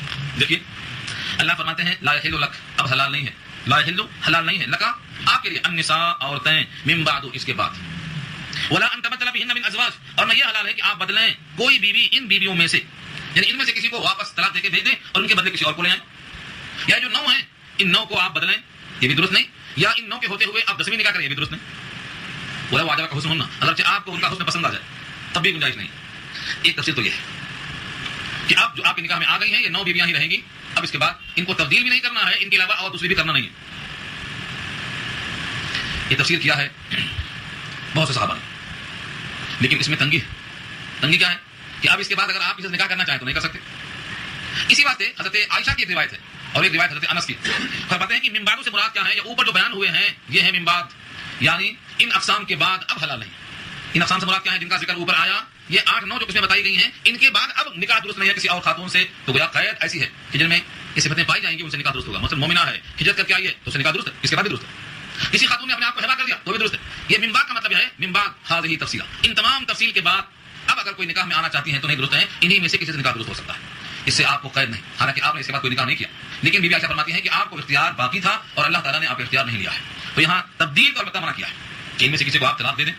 چنانچہ بعض روایتوں میں ہے کہ بی بی سودا کو طلاق دینا آپ نے چاہا تھا، انہوں نے کہا کہ میں صرف آخرت میں آپ کی بیوی بن کر کھڑی ہونا چاہتی ہوں، مجھے کوئی تقاضا نہیں ہے، مجھے آپ طلاق مت دیجیے، نکاح میں باقی رکھیے، میرا کوئی حق نہیں، میرا کوئی آپ سے مطالبہ نہیں، میں آپ سے کچھ نہیں چاہتی ہوں، صرف میں آپ کی زوجیت میں محکم میں کھڑا ہونا چاہتی ہوں. حضور نے ان کی خواہش پر ان کو چھوڑ دیا، مطلب طلاق نہیں دیا. تو تبدیل کرنا بھی منع، لیکن ان میں سے جو حکم آیا ہے کسی سے بھی آپ نکاح کر سکتے ہیں، یہ ہے من بعد کا مطلب. یعنی ان عورتوں کی تفصیل آنے کے بعد اب کسی سے نکاح کرنا حلال نہیں ہے اور نہ تبدیل کرنا درست ہے. ولو واجب حسنہن، اگرچہ آپ کو ان کا حسن پسند آ جائے. الا ما ملکت یمینک، مگر وہ باندیاں جو آپ کے نکاح میں، جو آپ کے قبضے میں ہیں، جو آپ کی ملکیت میں، اب آپ چاہیں تو ان کو آزاد کر کے نکاح پڑھا لیں اور آپ چاہیں تو ان کو باندی بنا کر بطور ملکیت کے ہی ان کو ساتھ میں رکھیں. یہاں سے ایک اور طویل بحث ہے. اگر پہلی تفصیل درست ہے کہ اب نکاح کسی سے جائز نہیں ہے تو مطلب کیا ہوگا؟ نبی صلی اللہ علیہ وسلم نے ازواج مطہرات کو امت کی ماں قرار دیا. نبی کے وصال ظاہری کے بعد جب دنیا سے چلے گئے تب بھی کسی بھی عورت کا، یعنی ازواج مطہرات کا، کسی مرد سے نکاح کرنا جائز نہیں. کیوں؟ اللہ فرماتے ہیں جس طرح سے ان عورتوں کا کسی مرد سے نکاح کرنا جائز نہیں ہے، ایسے ہی آپ کے لیے ان 9 کے علاوہ کسی سے نکاح کرنا درست نہیں ہے. ان کو خاص کیا آپ کے لیے اور آپ کو خاص کیا ان کے لیے. طرفین سے پابندی ہے، یہ جملہ ہے پہلی روایت کے مطابق. اور دوسری اگر روایت دی جائے تو اس کا مطلب یہ ہے کہ انہی اقسام میں نکاح آپ کا ہو سکتا ہے، ان اقسام کے علاوہ کسی اور سے نکاح اس کے بعد جائز نہیں. آگے جملہ بہت پیارا ہے، وکان اللہ علی کل شیء رقیبا، اور اللہ ہے ہر شے پہ رقیب. رقیب کے معنی نگہبان، ہر چیز کو دیکھ رہا. چنانچہ نبی صلی اللہ علیہ وسلم کے وصال کے بعد آپ کی جتنی ازواج تھیں ان کی عمریں بہت طویل گزری ہیں. خود بی بی عائشہ کی عمر صرف 18 سال کی تھی نبی کا وصال جب ہوا، اس کے بعد وہ کئی سال تک رہی، لیکن جنگ جمل کے باوجود، جنگ صفین کے باوجود کافی طویل حیات، لیکن آپ نے نکاح کسی سے نہیں کیا کیونکہ امت کی مائیں آپ کو اللہ نے ان کے لیے خاص کیا تھا. تو یہ 9 بیویاں آپ کے لیے خاص.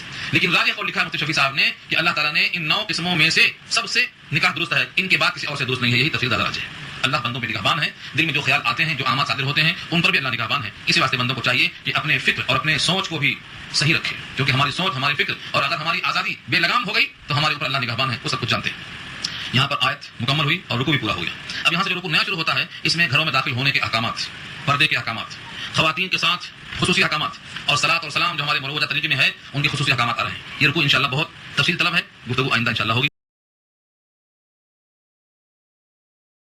کا عنوان ہے سورہ احزاب 22واں پارہ. معیار کو شروع ہو رہا ہے اور آیت نمبر 53 ہے. یہ نبی کریم صلی اللہ علیہ وسلم کے گھروں میں داخل ہونے کے آداب بتائے جا رہے ہیں. اگرچہ یہ حکم سب کے لیے ہے، لیکن یہ آیتیں جن حالات میں نازل ہوئی، نبی صلی اللہ علیہ وسلم کے گھر پہ دعوت تھی. حضرت زینب بنت جہش کا ولیمہ تھا. نبی صلی اللہ علیہ وسلم کے گھر پر سب مہمان جمع تھے. کھانا بہت عمدہ کھایا گیا، گوشت اور روٹی سب سے عمدہ غذا. پہلی بار پیٹ بھر کے کھانے کا موقع ملا تھا. حضرت انس فرماتے ہیں کہ میں بہت واقف ہوں کیونکہ میں وہاں موجود تھا. کھانا کھانے کے بعد بیٹھ کر باتیں کرنا، مہمانوں کا آپس میں تبادلہ خیال کرنا عام عادت ہے. اگر صاحب خانہ کو تکلیف ہو رہی ہے تو یہ غف شپ کرنا منع ہے، اور اگر ایسے مقام پر کھانے پینے کا انتظام ہے جہاں غف شپ سے کوئی تکلیف نہیں ہو رہی ہے تو پھر مباح ہے. لیکن اتنی تاخیر کرنا کہ فجر میں مشکل ہو جائے بہرحال ممنوع ہے. یہ عنوان اس آیت کا ہے. یا ایھا الذین آمنوا، اے وہ لوگ جو ایمان لائے ہو، لا تدخلوا بیوت النبی، داخل مت ہو جاؤ نبی کے گھروں میں. بیوت جمع ہے، اس کا واحد ہے بیت. بیت کے معنی گھر اور بیوت کے معنی گھروں. نبی کے گھروں سے مراد نبی کے ازواج مطہرات کے جو کمرے تھے وہ الگ الگ تھے. ان میں سے کسی گھر میں بھی آپ کو موقع ملے تو پہلے تو اجازت کے بغیر داخل نہیں ہونا. اس لیے فرمایا لا تدخلوا بیوت النبی، نبی کے گھروں میں داخل مت ہو الا ان یؤذن لکم، مگر یہ کہ اجازت دی جائے تم کو. پہلا حکم یہ ہوا کہ اجازت کے بغیر داخل نہیں ہونا. عام طور سے ہوتا یہ ہے کہ اگر گھر سے دعوت آ گئی تو دعوت کھانا ہے 12 بجے تو 11 بجے سے آ کے بیٹھ جاتے کھانا پکنے کا انتظار. یہ بھی ایک تکلیف دہ مسئلہ ہوتا ہے. اس لیے فرمایا ہے کہ جا کر وقت سے پہلے بیٹھ جانا یہ درست نہیں ہے. اگلا ٹکڑا ہے الی طعام، کھانے کی طرف غیر ناظرین انا، ناظر اردو بولتے ہیں دیکھنے والا، ناظرین جمع، جیسے اخبار پڑھنے والے کو قارئین بولتے ہیں ایسے کھیل دیکھنے والوں کو ناظرین بولتے ہیں. تو ناظرین کے معنی تکنا دیکھتے رہنا، اور اناہ کے معنی برتن لگا دیا اس میں غیر کا لفظ. تو معنی کیا نکلا غیر ناظرین اناہ، برتن کو نہ تکتے ہوئے بیٹھ جانا. وقت سے پہلے اگر بیٹھیں گے اور کھانا تیار نہیں ہوگا تو یقیناً برتن کو دیکھتے بیٹھنا پڑے گا. اس لیے کہا گیا ہے کہ پہلا حکم تو یہ ہے کہ اجازت کے بغیر نہ جائیں، اور جب اجازت ہو جائے تو سمجھو وقت ہو گیا ہے. اس لیے اگر وقت پر جب آئیں گے تو برتنوں کو دیکھتے بیٹھنے کا موقع خود ہی نہیں آئے گا. ولکن اذا دعیتم، اور لیکن جب تم کو بلا لیا جائے کہ آئیے تیار دسترخوان، فادخلوا، تو اب داخل ہو جاؤ. فاذا طعمتم فانتشروا، اور جب کھانا کھا چکو تو منتشر ہو جاؤ. انتشار کے معنی جب زمین میں اپنے اپنے کام سے پھیل جاؤ. فاذا طعمتم فانتشروا، کھانا کھانے کے بعد منتشر ہو جاؤ. ولا مستأنسین لحدیث، اور باتوں میں جی لگا کر نہ بیٹھے رہو. اصل میں لفظ ہے حدیث. حدیث کے معنی بات کیا آتے ہیں. اصطلاح میں نبی کی بات کو بات کا حدیث کہا جاتا ہے، لیکن لغت کے اعتبار سے تو حدیث کے معنی مطلق بات کہیں گے، کسی کی بات ہو. اصطلاحی شریعت میں ہر ایک کی بات کو بات نہیں کہیں گے، لیکن لغت کے اعتبار سے ہر ایک کی بات کو بات ہی کہا جائے گا. یہاں وہی مراد ہے. اور مستأنسین جمع ہے، مستأنس اس کا واحد ہے. اس کا مطلب ہے انس. انس کے معنی دل لگا کر، جیسے کسی انسان سے انس ہو جائے، ایسے باتوں میں انس کا مطلب یہ ہے باتوں میں جی لگنا. بیٹھے ہیں ایک اچھا موضوع چھڑ گیا اب چلتا چلا جا رہا ہے تو باتوں میں دل لگا کر جی لگا کر نہ بیٹھے رہ جاؤ، بلکہ کھانا کھانے کے بعد منتشر ہو جاؤ. اصل میں نبی صلی اللہ علیہ وسلم کا جو ولیمہ ہوا تھا، نہ وہاں شادی کھانا تھا نہ کوئی دوسرا کھانا تھا. زنان خانہ میں کھانا بنتا ہے اور مردانے میں ملا کر کھانا کھایا جاتا ہے. وہی زنانے کو بھی کھانا ہے، وہی مردانے کو بھی کھانا ہے، پھر وہی قیام بھی کرنا ہے، وہی تہجد بھی پڑھنا ہے، وہی فجر بھی پڑھنا ہے. قریب ہے. نبی صلی اللہ علیہ وسلم کے ازواج کا کمرہ اطراف میں تھا، تو اب اتنے تمام کاموں کے لیے جگہ تنگ ہے. اگر کوئی بیٹھ گیا، چنانچہ گوشت روٹی لکھا ہے روایتوں میں، حضرت انس فرماتے ہیں سیر ہو کر کھانے کا موقع ملا بہت زمانے کے بعد، یا بعض روایتوں میں پہلی بار موقع ملا. زینب بنت جحش کا ولیمہ تھا. اب اتنا مزیدار کھانا کھانے کے بعد تعریفوں میں بیٹھ گئے. ادھر تقاضا ہو رہا تھا نبی صلی اللہ علیہ وسلم کا کہ لوگ جائیں گے تو ہم گھر میں آرام کریں گے. زینب بنت جحش اپنا چہرہ دیوار کی طرف کیے ہوئے بیٹھی تھی، کیونکہ اس زمانے میں پردے کا حکم اگرچہ نہیں تھا لیکن خلط مت درست نہیں تھا. اس پر تو بے شمار روایتیں آیتیں موجود ہیں کہ زمانے جاہلیت میں بھی مردوں سے اختلاط مایوب تھا، یعنی آج بھی یہ حکم وہاں موجود ہے. جتنے مذاہب ہیں سب میں حضرت شعیب کا جو واقعہ ہے ان کی دو بیٹیوں کا، حضرت موسیٰ پیچھے پیچھے چلتے ہیں، دونوں بیٹیاں آگے چلتی ہیں. کیوں؟ کیونکہ اختلاط درست نہیں تھا. پانی پلانے میں تاخیر کیوں ہوئی؟ کیونکہ مردوں میں گھسنا منع تھا. سب واقعات پیچھے آ چکے ہیں. تو دنیا کے کسی مذہب میں اگر غیرت باقی ہے تو اختلاط درست نہیں. تو زینب بنت جحش اگرچہ پردے حکم 3 ہجری یا 5 ہجری میں آئے ہیں، لیکن اس سے پہلے بھی اختلاط منع تھا. تو دیوار کی طرف لگائے بیٹھی ہیں کہ مہمان کھانا کھا کے جائیں گے تو اپنے گھر میں ہم مخلہ کی طرح ہو کر بیٹھیں گے. اسی موقع پر یہ آیت نازل ہوئی. اللہ ٹکڑا ہے ان ذالکم کان یؤذی النبی، بے شک تمہارا یہ طرز عمل ایذا پہنچاتا ہے نبی کو. ایک تو وہ ایذا ہے جس میں ارادہ شامل ہو. اگر ارادے سے کوئی ایذا پہنچاتا ہے تو اس کا حکم اور ذکر اگلی آیت میں آ رہا ہے. اور اگر ارادہ نہیں ہے، بلا ارادہ کسی عمل سے تکلیف پہنچ جاتی ہے، جیسے یہاں نبی صلی اللہ علیہ وسلم کو غیرت آئی کہ مہمانوں سے کہا کہ آپ گھر جائیے، اور مہمان کھانے کی لذت میں اور مہمانوں کی باتوں میں ایسا بیٹھے ہوئے ہیں جس کی وجہ سے تاخیر ہو رہی ہے، اور یہ حرج لازمہ تھا. بلکہ بعض روایتوں میں لکھا ہے کہ نبی صلی اللہ علیہ وسلم بلا کسی کام کے بھی گھر سے باہر نکل گئے تاکہ یہ لوگوں کو احساس ہو کہ نبی باہر جا رہے ہیں اور ہم کو باہر جانا چاہیے. لیکن جب واپس گھوم کے آئے تو پھر لوگ بیٹھے ہوئے ہیں. اب یہ آیت نازل ہو رہی ہے. اس وقت جملہ یہ ہے ان ذالکم کان یؤذی النبی، بے شک یہ تمہاری بات ایذا پہنچاتی ہے نبی کو. فیستحیی منکم، مگر ایذا پہنچنے کے باوجود تم سے وہ شرماتے ہیں. کیوں شرماتے ہیں؟ کہ مہمان کو اس طرح سے گھر سے جانے کا حکم دینا یہ مہمان نوازی اور ضیافت کے آداب کے خلاف سمجھ کر خاموش ہے. فیستحیی منکم، استحیا حیا سے بنا ہے. حیا کہتے ہیں اردو میں شرم کو. بہت سی چیزیں انسان چاہتا ہے مگر مارے شرم و حیا کے اسے کہتا نہیں. اور یہ مت سمجھو کہ نبی صلی اللہ علیہ وسلم کو شرم و حیا میں کمی تھی، بلکہ آپ کی شرم و حیا کا ذکر لکھا ہے کہ کنواری عورت سے زیادہ آپ شرمیلے تھے. خصوصاً ایسے معاملات میں کنواری عورت سے بھی زیادہ آپ شرمیلے تھے ایسے معاملات میں. اس واسطے مہمانوں سے یہ کہنا کہ تم چلے جاؤ یہ باعث شرم تھا، اور آپ نے بہت زیادہ اذیت کو محسوس کیا. اس پر آیت نازل ہوئی. آگے اللہ فرماتے ہیں واللہ لا یستحیی من الحق، اور اللہ حق ظاہر کرنے سے نہیں شرماتے. یعنی مہمانوں کے لیے یہ آرڈر دینا تاکہ ہمیشہ کے واسطے ضیافت کے آداب ظاہر ہو جائیں، یہ حق ظاہر کرنے سے اللہ کو کوئی آر نہیں. تو نبی صلی اللہ علیہ وسلم کے مہمانوں پر یہ حکم نافذ کیا گیا. یہ آج تک باقی ہے اور قیامت تک باقی رہے گا. اس میں کوئی ترمیم نہیں ہے، ہمیشہ کے واسطے ہے. کسی بھی انسان کو ایذا دینا درست نہیں ہے، چاہے کہ نبی کو ارادے کے ساتھ تو قطعاً منع ہے. بلا ارادہ بھی اگر ہو جائے تو وہ بھی چاہیے کہ نہ ایسا موقع آئے. آدمی کو سوچنا چاہیے. مہمان اگر کھانا کھانے کے بعد نہیں گیا اور تکلیف پہنچی تو یہ آیت نازل ہوئی. اور مہمان گھر میں آ کے ٹک گیا اور 1 دن 2 دن 3 دن 10 دن رہ گیا تو مہمان کے چلے جانے کی دل میں تمنا ہوتی ہے. لیکن جس طرح نبی شرمائے یہاں بھی صحابہ خانہ شرماتے ہیں بولتے ہوئے. حدیث میں بڑی سخت ممانعت آئی ہے.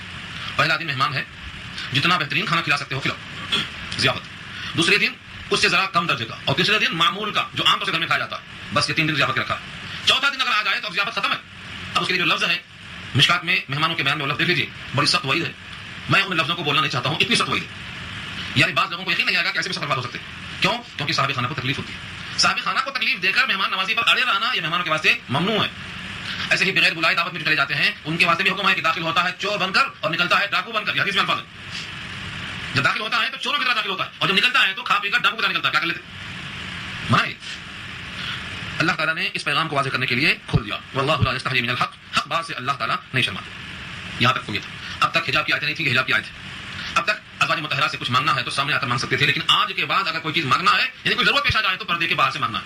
وَإِذَا سَأَلْتُمُوهُنَّ مَتَاعًا، اور جب تم سے سوال کرو کسی سامان کا، متاع سامان، متاع کے معنی ہر وہ چیز جس کو استعمال کیا جائے اور پھینک دیا جائے وہ متاع ہے. مطلب دنیا کے سامان کو متاع کہا جاتا ہے کیونکہ دنیا بھی پھینکی جائے گی، استعمال کرنے والا بھی پھینکا جائے گا. تو اس لیے ساری کائنات کے سامان کو لفظ متاع کہا ہے. قل متاع الدنیا قلیل، دنیا کی پوری پوری قلیل ہے. تو یہاں مراد ہے کچھ بھی اگر مانگنے کی نوبت پیش آ جائے فاسألوهن، تو آپ ان سے سوال کریں گے من وراء حجاب، پردے کے پیچھے سے. ورا کے معنی پیچھے اور حجاب معنی پردہ. لیکن حجاب اور سطر میں فرق ہے، یہ بات آگے آئے گی. سطر و حجاب میں لوگ فرق نہیں کرتے تو معاملہ گڈ مڈ کر دیتے. یہاں حجاب کا لفظ ہے، سطر کی بات نہیں ہے. من وراء حجاب، پردے کے پیچھے سے آپ مانگیں.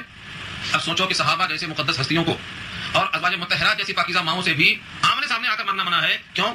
اللہ خود فرماتے ہیں ذالکم اطہر لقلوبکم وقلوبہم، یہ زیادہ پاکیزگی کا سبب بنے گا تمہارے دلوں کے لیے بھی اور ان کے دلوں کے لیے بھی. صحابہ سے زیادہ مقدس کوئی نہیں ہو سکتا، ازواج کے مطہرات سے زیادہ کسی کے دل صاف نہیں ہو سکتے، کیونکہ ان کے دلوں کی صفائی اللہ کو مطلوب اور منظور تھی. اس لیے اب یہ کہنا کہ وہ صرف ان کے لیے تھا، ہمارے واسطے یہ حکم نہیں تھا، یہ غلط تعبیر ہے. اس جملے میں حجاب کا حکم آ گیا. ان سے کوئی چیز چاہیں آپ طلب کریں تو پردے کے پیچھے سے. اب پردے کی کتنی اقسام ہیں، کتنی قسمیں ہیں، ان تمام کو تفصیل کے ساتھ کل 7 آیتوں میں اللہ نے خود بیان کیا. 3 آیتیں سورہ نور پر 18 کی ہیں اور 4 آیتیں سورہ احزاب کی ہیں، جس میں سے ایک آیت یہ بھی ہے اور آگے بھی 2 آیتیں آ رہی ہیں. وہ 2 آیتیں انشاءاللہ جہاں آئیں گی وہاں بات واضح کی جائے گی.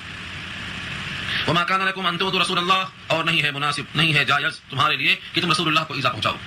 ظاہر ہے کہ کوئی صحابی جان بوجھ کر رسول اللہ کو ایذا نہیں پہنچا سکتا. بلا ارادہ اور بلا چاہے اور بلا قصد کی یہ تکلیف پہنچی ہے اس پر بھی ٹوک دیا گیا ہے اللہ کی طرف سے.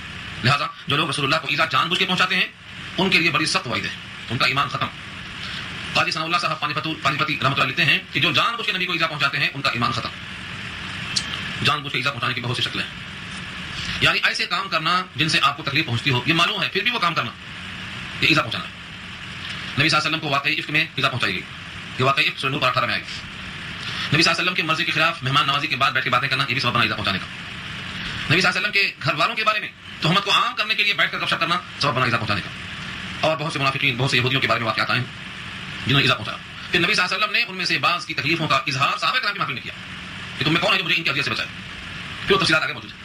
بہرحال نبی صلی اللہ علیہ وسلم کو ایذا پہنچانا اگر بلا ارادے کے ہیں تو قابل عفو ہے، اور اگر ارادے کے ساتھ ہے تو وہ ایمان سے خارج ہے. اور اس کا ایک جز یہ بھی ہے کہ نبی صلی اللہ علیہ وسلم کی ازواج سے تم زندگی میں کبھی بھی ارادے نکاح نہ کرنا. ولا ان تنکحوا ازواجہ من بعدہ ابدا، اور نکاح نہ کرنا نبی کی ازواج سے آپ کے بعد ابدا کبھی بھی. یہ بھی اذیت کا باعث ہے. اس وجہ سے پہلی وجہ تو یہ ہے کہ نبی صلی اللہ علیہ وسلم کی ازواج امت کی مائیں ہیں اور نبی روحانی باپ ہے.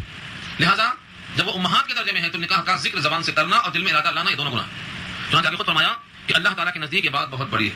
اللہ زبان سے اظہار کرو گے تب بھی جانتے ہیں اور دل میں خیال لاؤ گے تب بھی جانتے ہیں. تو ایک وجہ تو یہ. دوسری وجہ یہ ہے کہ نبی صلی اللہ علیہ وسلم اپنی قبر میں زندہ ہیں، حیات ہیں.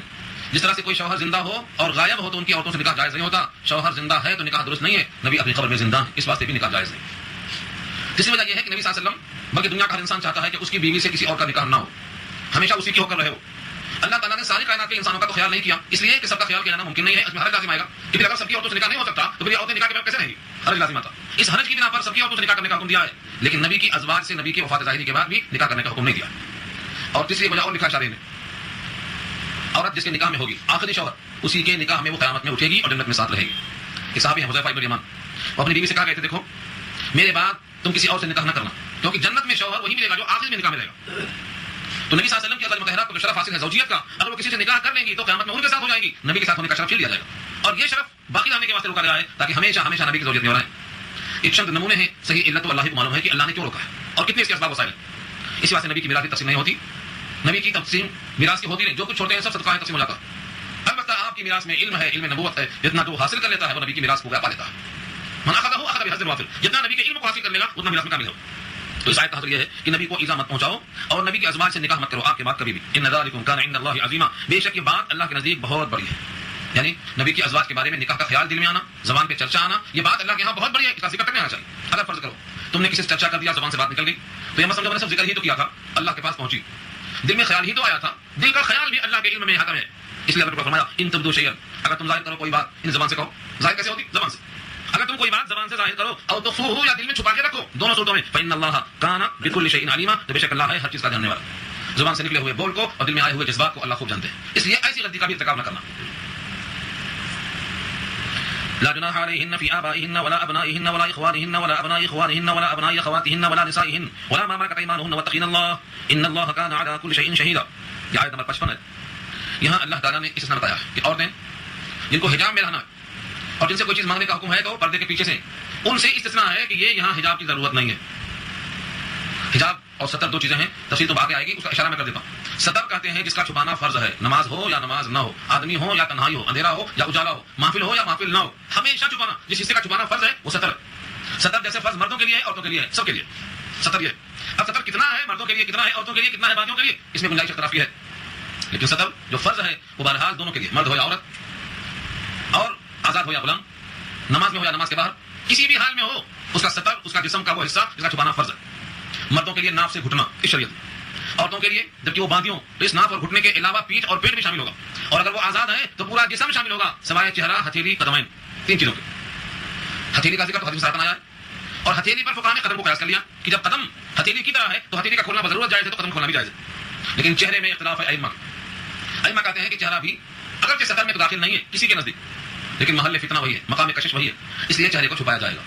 لیکن وہ ستر نہیں ہے. نماز میں اگر چہرہ کھلا ہوا ہے تو نماز ہوگی، اگر ستر میں ہوتا تو نماز نہیں ہوتی. ستر میں حصہ فرض کو چھپانا فرض ہے تو چہرہ ستر میں نہیں ہے. ائمہ ثلاثہ کہتے ہیں ستر میں نہیں ہے، لہذا اس کو کھول کر بھی نماز پڑھ سکتی ہے. لیکن کسی غیر مرد کے سامنے چہرے کو دکھانا درست نہیں ہے. ائمہ ثلاثہ، امام مالک، امام شافعی، امام احمد بن حنبل تینوں کی رائے. البتہ امام اعظم فرماتے ہیں چہرہ حجاب میں بھی نہیں ہے، ستر میں بھی نہیں ہے، اس کا کھولا جانا جائز ہے بشرطے کہ فتنہ نہ ہو. یہی فقہاء نے اخذ کیا ہے کہ فتنہ نہ ہو، اس سے صرف بوڑھی عورتوں کو چہرہ کھولنے کا جواز نکلتا ہے، لیکن جوان کے لیے چہرہ کھولنا بہرحال فتنے کا سبب ہے. اور ایسا نہیں ہے کہ فتنہ ہو جائے ہی تو منع ہوگا، نہیں، اگر اس سے فتنہ ایک دفعہ کسی کے ساتھ ہوا ہے تو حکم لاگو سب کے لیے ہو جائے گا. تو فتنے کی وجہ سے چہرے کو چھپانا، امام اعظم کہتے ہیں چہرے کا چھپانا ستر حجاب کی وجہ سے نہیں ہے بلکہ فتنے کے خوف کی وجہ سے. یہ فرق ہے.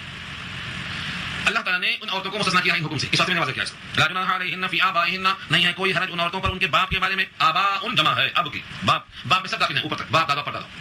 ولا ابنائہن، اور نہ اپنے بیٹوں کے بارے میں، اس میں بیٹے پوتے پڑپوتے سب شامل ہیں. اللہ کی اخیافی عینی صبر، حقیقی بیٹا.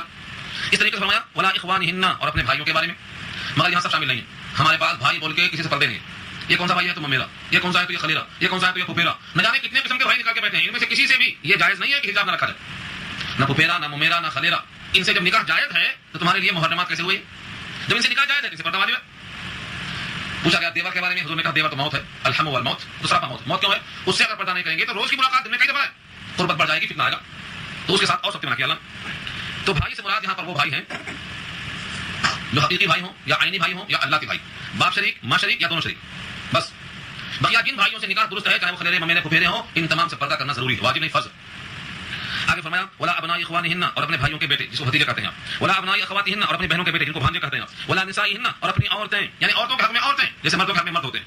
ولا ما ملکت ایمانہن، اور نہ جن کے مالک ہوئے ان کے ہاتھ کنیزیں، باندیاں. واتقین اللہ، اور باندیوں سے مراد صرف عورتیں باندیاں مراد ہیں. اگر غلام ہیں، مرد ہیں اور وہ اپنے مالکہ کے سامنے آنا چاہتے ہیں تو اس کا حکم کیا ہے؟ وہاں بھی یہی ہے کہ اگر ان سے خطرہ اور فتنہ ہے تو وہاں بھی پردہ واجب ہے، جس کا ذکر سورہ نور کی آیت نمبر 31 میں انشاءاللہ آئے گا.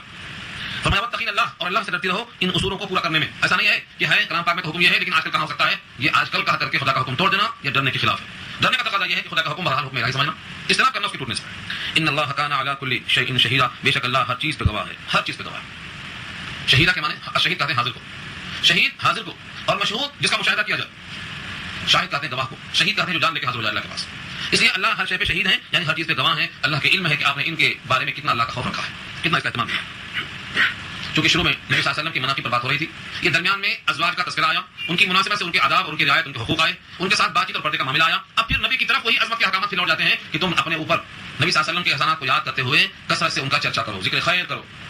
ذکر خیر یعنی مدح و ثنا کرو، کیونکہ تمہاری مدح و ثنا اکیلے نہیں ہے، تم فرشتوں کے ساتھ ہو اور تمہارے اس مدح و ثنا میں اللہ بھی شریک ہے. اس لیے فرمایا ان اللہ و ملائکتہ یصلون علی النبی، بے شک اللہ اور اس کے فرشتے یصلون صلاۃ یعنی رحمت بھیجتے ہیں نبی پر. یا ایھا الذین آمنوا، اے وہ لوگ جو ایمان لائے ہو، صلوا علیہ، رحمت بھیجو ان پر، وسلموا تسلیما، اور سلام بھیجو خوب سلام کہہ کر. اس لفظ میں دو بحثیں بہت طویل ہیں. نمبر 1 یصلون علی النبی، صلاۃ کی معنی کیا ہے؟ اور صلاۃ ایک ایسا عمل ہے جس میں اللہ بھی، فرشتے بھی، مومن بھی تینوں شریک ہیں. اور ایک لفظ کے کئی معنی بیک وقت لینا یہ ممنوع ہے، جس کا نام ہے مشترک. عموم مشترک کہتے ہیں اس کو، ہماری اصطلاح میں کہتے ہیں عموم مشترک، یعنی ایک ہی لفظ کے کئی معنی بیک وقت مراد نہیں لیے جا سکتے. تو اس کے کیا معنی ہوں گے یصلون کے؟ فرمایا کہ لفظ تو ایک ہی ہے، معنی بھی اس کے ایک ہے، لیکن نسبت بدل جاتی ہے. نسبت معنی ڈائریکشن. یصلون صلاۃ سے بنا، اور صلاۃ کا لفظ جب منسوب ہوگا اللہ کے ساتھ تو معنی ہوں گے اللہ کی طرف سے رحمت کا اترنا. اور صلاۃ کا لفظ جب منسوب ہوگا فرشتوں کی طرف تو معنی ہوں گے فرشتوں کا دعائے مغفرت کرنا. اور جب صلاۃ کا لفظ منسوخ ہوگا ایمان والوں کی طرف تو مانے ہوں گے ایمان والوں کا دعا کرنا اور مدح و ثنا کرنا، اور اللہ سے دعا یہ کرنا کہ ہم رحمت بھیجنے پر قادر نہیں ہیں، ہماری طرف سے بھی آپ ہی رحمت بھیجو. جیسا کہ آگے خدا تھا اللہ نے کہا ایمان والوں سے کہ تم رحمت بھیجو، اور ایمان والے کہتے ہیں کہ یا اللہ تو بھیجے، اللہم صلی علی محمد، اللہم صلی علی محمد کا ہے اے اللہ محمد صلی اللہ علیہ وسلم پر رحمت بھیجی.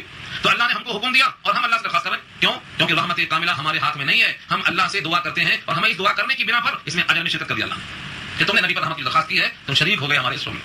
حقیقت بہت بڑا انعام اور فضل ہے امت کے لیے کہ جو کام اللہ نے کیا اور فرشتوں نے کیا اس کام میں شریک کر لیا اللہ نے ایمان والوں شرکت.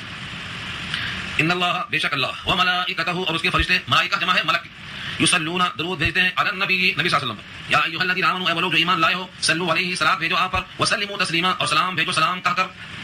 پورے لفظوں میں دو ہی لفظ غور کرنا ہے آپ کو، یصلون اور صلاۃ. صلاۃ جب آپ بھیجیں گے تو کیسا بھیجیں گے؟ صحابہ کرام میں سے بعض نے پوچھا نبی صلی اللہ علیہ وسلم سے کہ اے نبی صلی اللہ علیہ وسلم ہم کس طریقے سے سلام بھیجیں، یہ تو ہم کو معلوم ہو گیا. نماز میں آپ کہتے ہیں السلام علیکم ایھا النبی، یہ درود نبی نے سکھلایا تھا. سیدنا صدیق اکبر کا ہاتھ پکڑ کے سکھلایا تھا. تو اس کا اشارہ اس طرف تھا کہ ہم کو آپ نے سلام کا طریقہ تو سکھا دیا، اب درود کیسے ہم بھیجیں؟ تو اس کے بارے میں یہ ہے کہ یوں کہو تو آپ جو نماز میں پڑھتے ہیں اس کا نام کیا ہے؟ درود ابراہیمی، کیونکہ ان کا ذکر ہے اور نام ہے اللہم صلی علی محمد. یہ جو درود ہے یہ نبی نے سکھلایا. تو وہ جو تحیات ہے یہ سلام ہے اور درود جو ہے یہ صلاۃ. صلاۃ اور سلام دونوں کو بھیجا ہے. اب یہ بات یہاں آتی ہے کہ کیا یہ دونوں میں مخصوص ہے صلاۃ اور سلام یا کسی اور لفظ سے بھی ہم کام لے سکتے ہیں؟ تو ممنوع تو نہیں ہے. صلاۃ اور سلام کا کوئی طریقہ اور کوئی بھی لفظ اور کوئی بھی صیغہ آپ اپنی طرف سے اگر کرنا چاہتے ہیں تو ممنوع نہیں ہے. شرط یہ ہے کہ حدیث میں جو اجازت ہے اس سے تجاوز نہ ہونے پائے. مثلا جب نبی صلی اللہ علیہ وسلم سامنے ہو تو الصلاۃ والسلام علیکہ سے خطاب کیا صحابہ نے. جب کوئی قبر اطہر پہ جائے تو وہاں بھی الصلاۃ والسلام علیکہ سے خطاب کرنا ثابت ہے. لیکن جب نبی صلی اللہ علیہ وسلم کے قریب میں نہ ہو بلکہ دور ہو تو اس کے لیے صیغہ غائب کو استعمال کیا گیا ہے. جیسے محدثین نے لکھا ہے صلی اللہ علیہ وسلم، علیہ وسلم نہیں ہے، صلی اللہ علیہ کا وسلم نہیں ہے. پوری بخاری شامل میں ملے گا آپ کو. جتنے محدثین نے کتابیں لکھی ہیں سب نے کیا ہے؟ صلی اللہ علیہ وسلم. علیہ کیوں؟ غائب کا صیغہ. اگر آپ کے پاس حاضر ہیں تو علیہ کا نماز میں بھی السلام علیکم ایھا النبی جو کہا جاتا ہے. اس پر لوگ اعتراض کرتے ہیں کہ پھر نماز میں ہم دور رہ کر کے السلام علیکم کیوں پڑھتے ہیں؟ یہ بہت بڑا ہتھیار ہے ان کے پاس. اصل میں نمازوں میں الفاظ کو چینج کرنے کا حق نہیں ہے. جیسا حضور نے سکھا دیا ویسا ہی پڑھنے کا حکم ہے. اور جب سکھایا گیا تھا تو حضور سامنے موجود تھے، اسی واسطے السلام علیکم. اور یہ بھی حضور نے خود نے سکھایا، بلکہ یہ تو معراج کی گفتگو ہے جو نقل کر کے نماز لائی گئی ہے. میرا کلام سنا ہوگا آپ نے. جب عرش بری پر آپ پہنچے تو 3 سوغات پیش کیا، التحیات للہ والصلوات والطیبات. یہ 3 سوغات جب پیش کیا تو اللہ نے ان تینوں کو قبول کیا اور اللہ نے کہا السلام علیکم ایھا النبی ورحمۃ اللہ وبرکاتہ. پھر نبی صلی اللہ علیہ وسلم شریف کو فرمایا کہ یہ درود سلام ہم پر تنازع ہو، ہماری بہت بڑی امت ہے، السلام علینا ہم سب پہ وعلی عباد اللہ الصالحین سارے بندوں پر. اور فرشتوں نے سن کر شرکت اختیار کر لی اور کہا کہ ہم معلوم کیوں ہوں اشہد ان لا الہ الا اللہ واشہد ان محمدا عبدہ ورسولہ. یہ فرشتوں نے شرکت اختیار کی. تو در حقیقت یہ درود جو ہے التحیات جو آپ پڑھ رہے ہیں یہ معراج کی گفتگو ہے اللہ کی اور نبی کی، اس کو میں نے وہاں نقل کر دیا اور اسی واسطے اس کا نام رکھا گیا ہے الصلاۃ معراج المومنین. مومن کی معراج نماز ہے اسی مقام کی وجہ سے، اس لیے اس میں تبدیلی نہیں کی جائے گی. لیکن تبدیلی نہ کرنے سے یہ لازم نہیں آتا کہ آپ ہمیشہ صیغہ حاضر استعمال کریں گے، کیونکہ بخاری جیسے محدث اب پیدا نہیں ہو سکتے.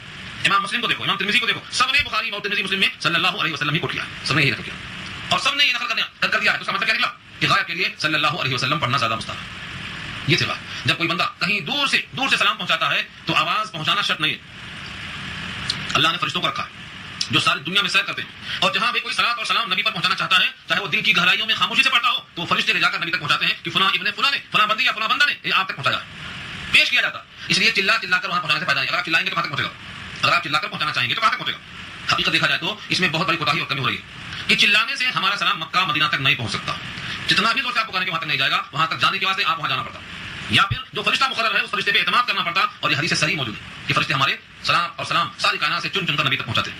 اس لیے چلانے کی اور ترنم کی حاجت نہیں ہے. یہ اختراعی بدعت ہے جس سے انسانوں کو اصرار کرنا چاہیے، لیکن روکنے سے چونکہ خطرہ ہے، فتنہ ہے، اور فتنہ بہت مضر ہوتا ہے، اس واسطے اس کا جتنا علم عمل کر لے اس کا مواخذہ ہوگا، ایسا پائے. تو صیغہ غائب کا حکم یہ ہے، جتنے بھی الفاظ ہیں محدثین کے سب میں صیغہ غائب. نماز میں ایک علیکہ ہے، اس کی وجہ یہ ہے کہ وہ مکالمہ. اس کے باوجود ابو داؤد کی روایت میں یہ ہے کہ جب تک نبی صلی اللہ علیہ وسلم بقید حیات دنیا میں ظاہر تھے ہم السلام علیکم پڑھتے تھے اور آپ کے بعد ہم السلام علی النبی پڑھتے ہیں. اللہ اٹھا کر دیکھو. لیکن چونکہ معمول وہی تھا اسی واسطے اس پر عمل نہیں کیا گیا. وہ روایت موجود ہے. اس کا خلاصہ یہ بحث کیا نکلا کہ صلاۃ اور سلام میں صیغہ متعین نہیں ہے، ہم جو چاہیں استعمال کر سکتے ہیں، لیکن نبی کا سکھلایا ہوا بہرحال بہتر ہے اوروں کے بنائے ہوئے درود کے مقابلے میں. اس لیے ساری کائنات کے لوگ مل کر درود بنائیں گے وہ اتنا بابرکت نہیں ہو سکتا جو سکھلایا ہوا رسول اللہ کا ہے. اسی لیے ہمیں درود ابراہیمی کو پڑھنا چاہیے. یہ صلاۃ و سلام کا طریقہ ہے اور زور سے پڑھنے سے کوئی فائدہ نہیں ہے، دل میں عظمت لے کر پڑھنا چاہیے. اور یہ بھی خاص بات ہے کہ درود کو اور سلام کو اللہ نے ایسے وقت پڑھنے کا حکم دیا ہے جب آدمی التحیات میں بیٹھا ہوتا ہے، کھڑا نہیں ہوتا کہ ہر قیام میں پڑھ لو. جب نماز میں بیٹھ کے پڑھنا درست ہے السلام علیکم، تو نماز کے بعد کھڑا ہونے کی ضرورت کیوں پیش آئی؟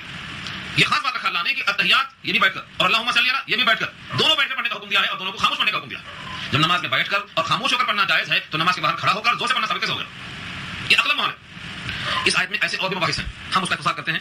یہاں پر حکم یہی ہے کہ صلاۃ اور سلام نبی پر بھیجو اور ایمان والے اللہ سے درخواست کریں گے کیونکہ ایمان والے اس پر قادر نہیں ہیں کہ رحمت بھیج سکیں. اب اگر محفل میں نام آئے ایک بار تو واجب ہے رحمت کی دعا کرنا، صلاۃ و سلام کی دعا کرنا، اور اگر محفل میں بار بار آئے تو بار بار پڑھنا مستحب ہے، واجب نہیں ہے۔ محدثین جب حدیثیں پڑھاتے ہیں تو بعض دفعہ ایک سطر میں دو نام آتے، تین نام آتے، لیکن ہر دفعہ صلی اللہ علیہ وسلم لکھتے ہیں، کبھی بخیلی نہیں کرتے۔ ہمارے پاس لوگ سواد لام عین کا شارٹ فارم لکھتے سلام، یہ غلط ہے، بخیلیت۔ صلی اللہ علیہ وسلم ہی لکھنا چاہیے اور وہی بولنا چاہیے۔ پڑھاتے وقت محدثین تو اس کا خاص اہتمام کرتے ہیں، اور ہم تو الحمدللہ ہر سال ٹوکتے ہیں کہ جب نام آئے بھینی بھینی آواز میں صلی اللہ علیہ وسلم ہر بچی ہر بچہ ہر مرد عورت پڑھنا چاہیے۔ اس کا نقد فائدہ کیا ہوگا؟ فرشتے ہمارا یہ پیغام پہنچائیں گے کہ ہم بخاری چل رہی ہے اور وہاں سے آ رہا ہے آپ کے پاس، ہمارا ذکر نبی تک پہنچ جائے گا۔ فرشتے ہمارے پاس پوسٹ مین کا کام شروع کر دیں گے، یہاں سے وہاں پہنچائیں گے۔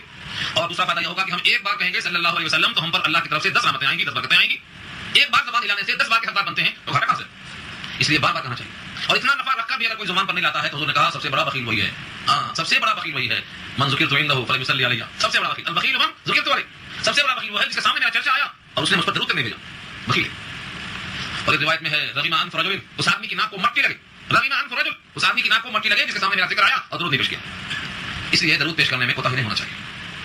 اور بہت سی اس پر تو مستقل کتابیں ہیں، مستقل حدیثیں ہیں، مستقل عنوانات ہیں، اتنی باتیں سمجھنے کے واسطے کافی ہیں کہ بندے کو چاہیے کہ صلاۃ و سلام میں شرکت کرے، لیکن جو طریقہ مسنون ہے وہ طریقہ اپنائے، بدعت کے طریقوں سے اجتناب کرے، بیٹھ کر باوضو ہو کر اور اللہ کی طرف متوجہ ہو کر جتنا صلاۃ و سلام پڑھنا چاہے پڑھے، اس کا ثواب اور اس کا فیض نقد اس کو حاصل ہوگا۔ اس کے برخلاف جو نبی کو ایذا پہنچاتے ہیں، نبی کو تکلیف دیتے ہیں، ان تکلیفوں کا حوال اور ان تکلیفوں کے بارے میں اس آیت کا حکم دیا گیا ہے کہ اللہ کی ان پر لعنت ہوگی جو رسول کو ایذا پہنچائیں گے، رسول کا ذکر غلط طریقے سے کریں گے، اور رسول کے جو اوصاف ہیں ان کو غلط استعمال کریں گے، جس کام سے نبی کو تکلیف ہو وہ کام کریں گے، ان پر اللہ کی لعنت ہے۔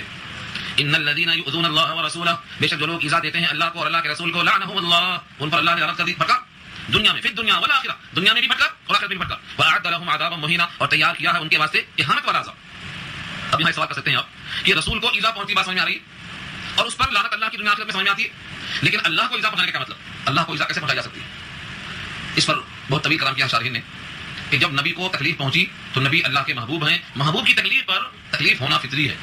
کوئی آپ کا محبوب اگر ہے، حالانکہ آپ کا محبوب بھی کوئی اور نہیں ہونا چاہیے، اللہ کا رسول ہی ہونا چاہیے، لیکن اگر فرض کر کوئی ہے عشق مجازی کے اعتبار سے تو اس محبوب کی تکلیف پر آپ کا دل تلملاتا ہے۔ بس یہی حال ہے کہ جب کوئی نبی کو ایذا پہنچاتا ہے تو اللہ کو ایذا پہنچتی ہے۔ بلکہ حدیث بھی ہے اور حدیث آپ پڑھتے ہیں کثرت کے ساتھ، نبی صلی اللہ علیہ وسلم نے حدیث بیان کی ہے، ترمذی کی روایت ہے، اور جمعے کے خطبے میں ہمیشہ آپ سنتے ہیں مگر بغیر سمجھے سنتے ہیں، اللہ اللہ فی اصحابی لا تتخذوهم غرضا من بعدی فمن احبهم فبحبی احبهم ومن ابغضهم فببغضی ابغضهم۔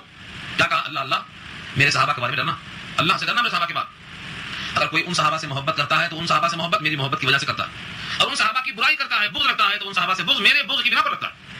اصول ہے یہ، تمہیں چاہیں تمہارے چاہنے والوں کو بھی چاہیں، یہ اصول ہے۔ اس واسطے کہا گیا ہے کہ باپ کا احترام یہ ہے کہ باپ کی وفات کے بعد باپ کے دوستوں کا بھی اکرام کرے، اور ماں کے انتقال کے بعد ماں کی سہیلیوں کا اکرام کرے۔ جب حضور نے خدیجہ کا اکرام کیا اور خدیجہ کا انتقال ہو گیا تو خدیجہ کی سہیلیوں کے پاس تحفہ بھیجتے حضور۔ بی بی عائشہ فرماتی بڑھیا کی اتنی محبت کسی مسئلے پر گئے تھے تو آپ فرماتے کہ دیکھو کچھ نہ کہو خدیجہ کے بارے میں، وہ میری محسنہ ہے، جب دنیا نے مجھے جھٹلایا تھا تو اس نے تصدیق کیا، تو خدیجہ کی سہیلیوں پر تحفہ کیوں جا رہا ہے؟ یہ اصول میں لکھا ہے کہ تمہیں چاہیں تمہارے چاہنے والوں کو بھی چاہیں۔ عاشق کہتا ہے میرا دل مجھ کو لوٹا دو، یہ سودا ہو نہیں سکتا، بہت مشکل کام ہے، تم کو چاہتے ہیں ٹھیک ہے، تم جس کو چاہیں ہم بھی چاہتے ہیں، بہت مشکل مسئلہ ہے، مگر اصول یہی ہے۔ تو جب اللہ کے نبی کو ایذا پہنچے گی تو اللہ کو ایذا پہنچے گی۔ اس حدیث میں ٹکڑا فرمایا کہ جب مجھ کو تکلیف پہنچے گی صحابہ کی تکلیف سے، تو جب مجھ کو تکلیف پہنچے گی تو اللہ کو تکلیف پہنچے گی، اور جب اللہ کو پہنچے گی تکلیف تو اللہ مواخذہ کر لیں گے۔ اور بھی ایک روایت آپ کے سامنے آنی چاہیے، جب جناب فاطمہ کا نکاح ایک اور شخص سے ہونے والا تھا، حضرت علی کے علاوہ، حضرت علی کا نکاح فاطمہ سے ہو گیا تھا، پھر حضرت علی نے ایک اور نکاح کرنا چاہا، یہ اصل قصہ ہے۔ حضرت علی کا نکاح کس سے ہونا تھا؟ پہلے سے بیوی نکاح میں موجود ہیں، ایک اور نکاح ہونا تھا ابو جہل کی بیٹی سے۔ رسول اللہ کی بیٹی اور عدو اللہ کی بیٹی دونوں جمع نہیں ہو سکتی۔ حضور نے منبر پہ خطبہ دیا، فرمایا میں حلال کو حرام نہیں کر سکتا کہ میں یہ کہوں کہ وہ حرام ہے، بے شک جو حلال ہے وہ حلال ہے، جو حرام ہے وہ حرام ہے، لیکن ایک نکاح میں ایک شوہر کے تحت میں رسول اللہ کی بیٹی اور عدو اللہ کی بیٹی دونوں جمع نہیں ہو سکتی۔ کیوں؟ کیونکہ فاطمہ کو اس سے تکلیف ہوگی اور فاطمہ کی تکلیف سے مجھ کو تکلیف ہوگی۔ یہ اشارہ ہے کہ جب کسی سے آدمی کو محبت ہوتی ہے تو اس کی تکلیف سے آدمی کڑتا ہے۔ یہ اشارہ اس بات کی طرف ہے کہ جن جن کاموں سے رسول اللہ کو تکلیف ہوگی اس سے اشارہ ہے اللہ کو تکلیف پہنچنے کا، یہ مقصد ہے۔ وَأَعَدَّ لَهُمْ عَذَابًا مُهِينًا، اور تیار کیا اللہ نے ان کے واسطے اہانت والا عذاب۔ صرف رسول اللہ کو نہیں، رسول اللہ کے ساتھ جو مومن ہیں، صحابہ ہیں جو آپ کے ساتھ اٹھتے بیٹھتے ہیں، جنہوں نے آپ کے ساتھ قربانیاں پیش کی ہیں، ان میں سے کسی کو یا کسی بھی ایمان والے کو، کس کے دل میں ایمان اگر ہے تو اللہ کا محبوب بندہ ہے۔ اگر ایمان والوں کو تکلیف دیتے ہیں اور ایذا پہنچاتے ہیں اور کسی گناہ کے بغیر ان پہ الزام لگا کر تکلیف دیتے ہیں تو گناہ کماتے ہیں۔ والذین یؤذون المؤمنین والمؤمنات، جو لوگ ایذا پہنچاتے ہیں مومن مردوں کو مومن عورتوں کو، بغیر ما اکتسبوا، یہ شرط اوپر نہیں تھی کیونکہ نبی سے کوئی ایسا کام ہو ہی نہیں سکتا ہے، ممکن ہی نہیں ہے، اس بات میں یہ شرط نہیں لگی، لیکن مومنوں سے غلطی کا ارتکاب ہو سکتا ہے تو قید لگائی۔ اگر کوئی کام غلط ہو گیا جس سے اذیت پہنچائی جا سکتی ہے، جیسے کوڑے مارنا ہے، سنگسار کرنا، سنائے، اگر ایسی کوئی غلطی نہیں کیا ہے بغیر ایسی غلطی کے ارتکاب کی تکلیف دی جاتی ہے، فقط احتملوا بہتان، تو انہوں نے لادا ہے بہتان کو، بہتان کہتے ہیں اسی کو ہیں نہ کردہ گناہ، اس پر سزا۔ جیسا کہ صحابی نے پوچھا نبی صلی اللہ علیہ وسلم سے، ہم کسی کی غیبت کرتے ہیں، حقیقت میں اس میں وہ برائی ہے جو ہم بیان کرتے ہیں، تب بھی کیا ہمیں گناہ ہوگا؟ فرمایا کہ تبھی تو وہ غیبت بنے گا اور اس میں وہ گناہ حقیقت میں ہے تب۔ اگر اس میں وہ گناہ ہے ہی نہیں تب تو وہ تہمت بنے گا، یہاں بہتان ہے، فقط احتمل وہ بہتان، تو انہوں نے لادا ہے، اٹھایا ہے اپنے سر پر بہتان کو، وہ اسم مبینہ اور کھلا گناہ، صریح گناہ پایا انہوں نے، صریح گناہ انہوں نے حاصل کر لیا۔ یہاں تک ہماری بات مکمل ہو گئی۔ خلاصہ اس کا یہ ہے کہ ایمان والوں کو بلا وجہ تکلیف دینا گناہ کو کمانے کا سبب بنتا ہے، اور ہر ایمان والا اپنے دل میں اللہ کی عظمت رکھتا ہے، اللہ کو محبوب رکھتا ہے، اور اللہ بھی اس بندے کو محبوب رکھتے ہیں، تو ایسے بندے کو ایزا تکلیف پہنچانا یہ دنیا آخرت کا خسارہ ہوگا اور اعمال نامے کی سیاہی کا سبب بنے گا۔ اس لیے ان تمام باتوں سے گریز کرنا چاہیے۔ اب یہاں سے پردے کے احکامات کی وہ آخری 2 آیتیں آ رہی ہیں جس کی گفتگو انشاءاللہ آئندہ ہوگی۔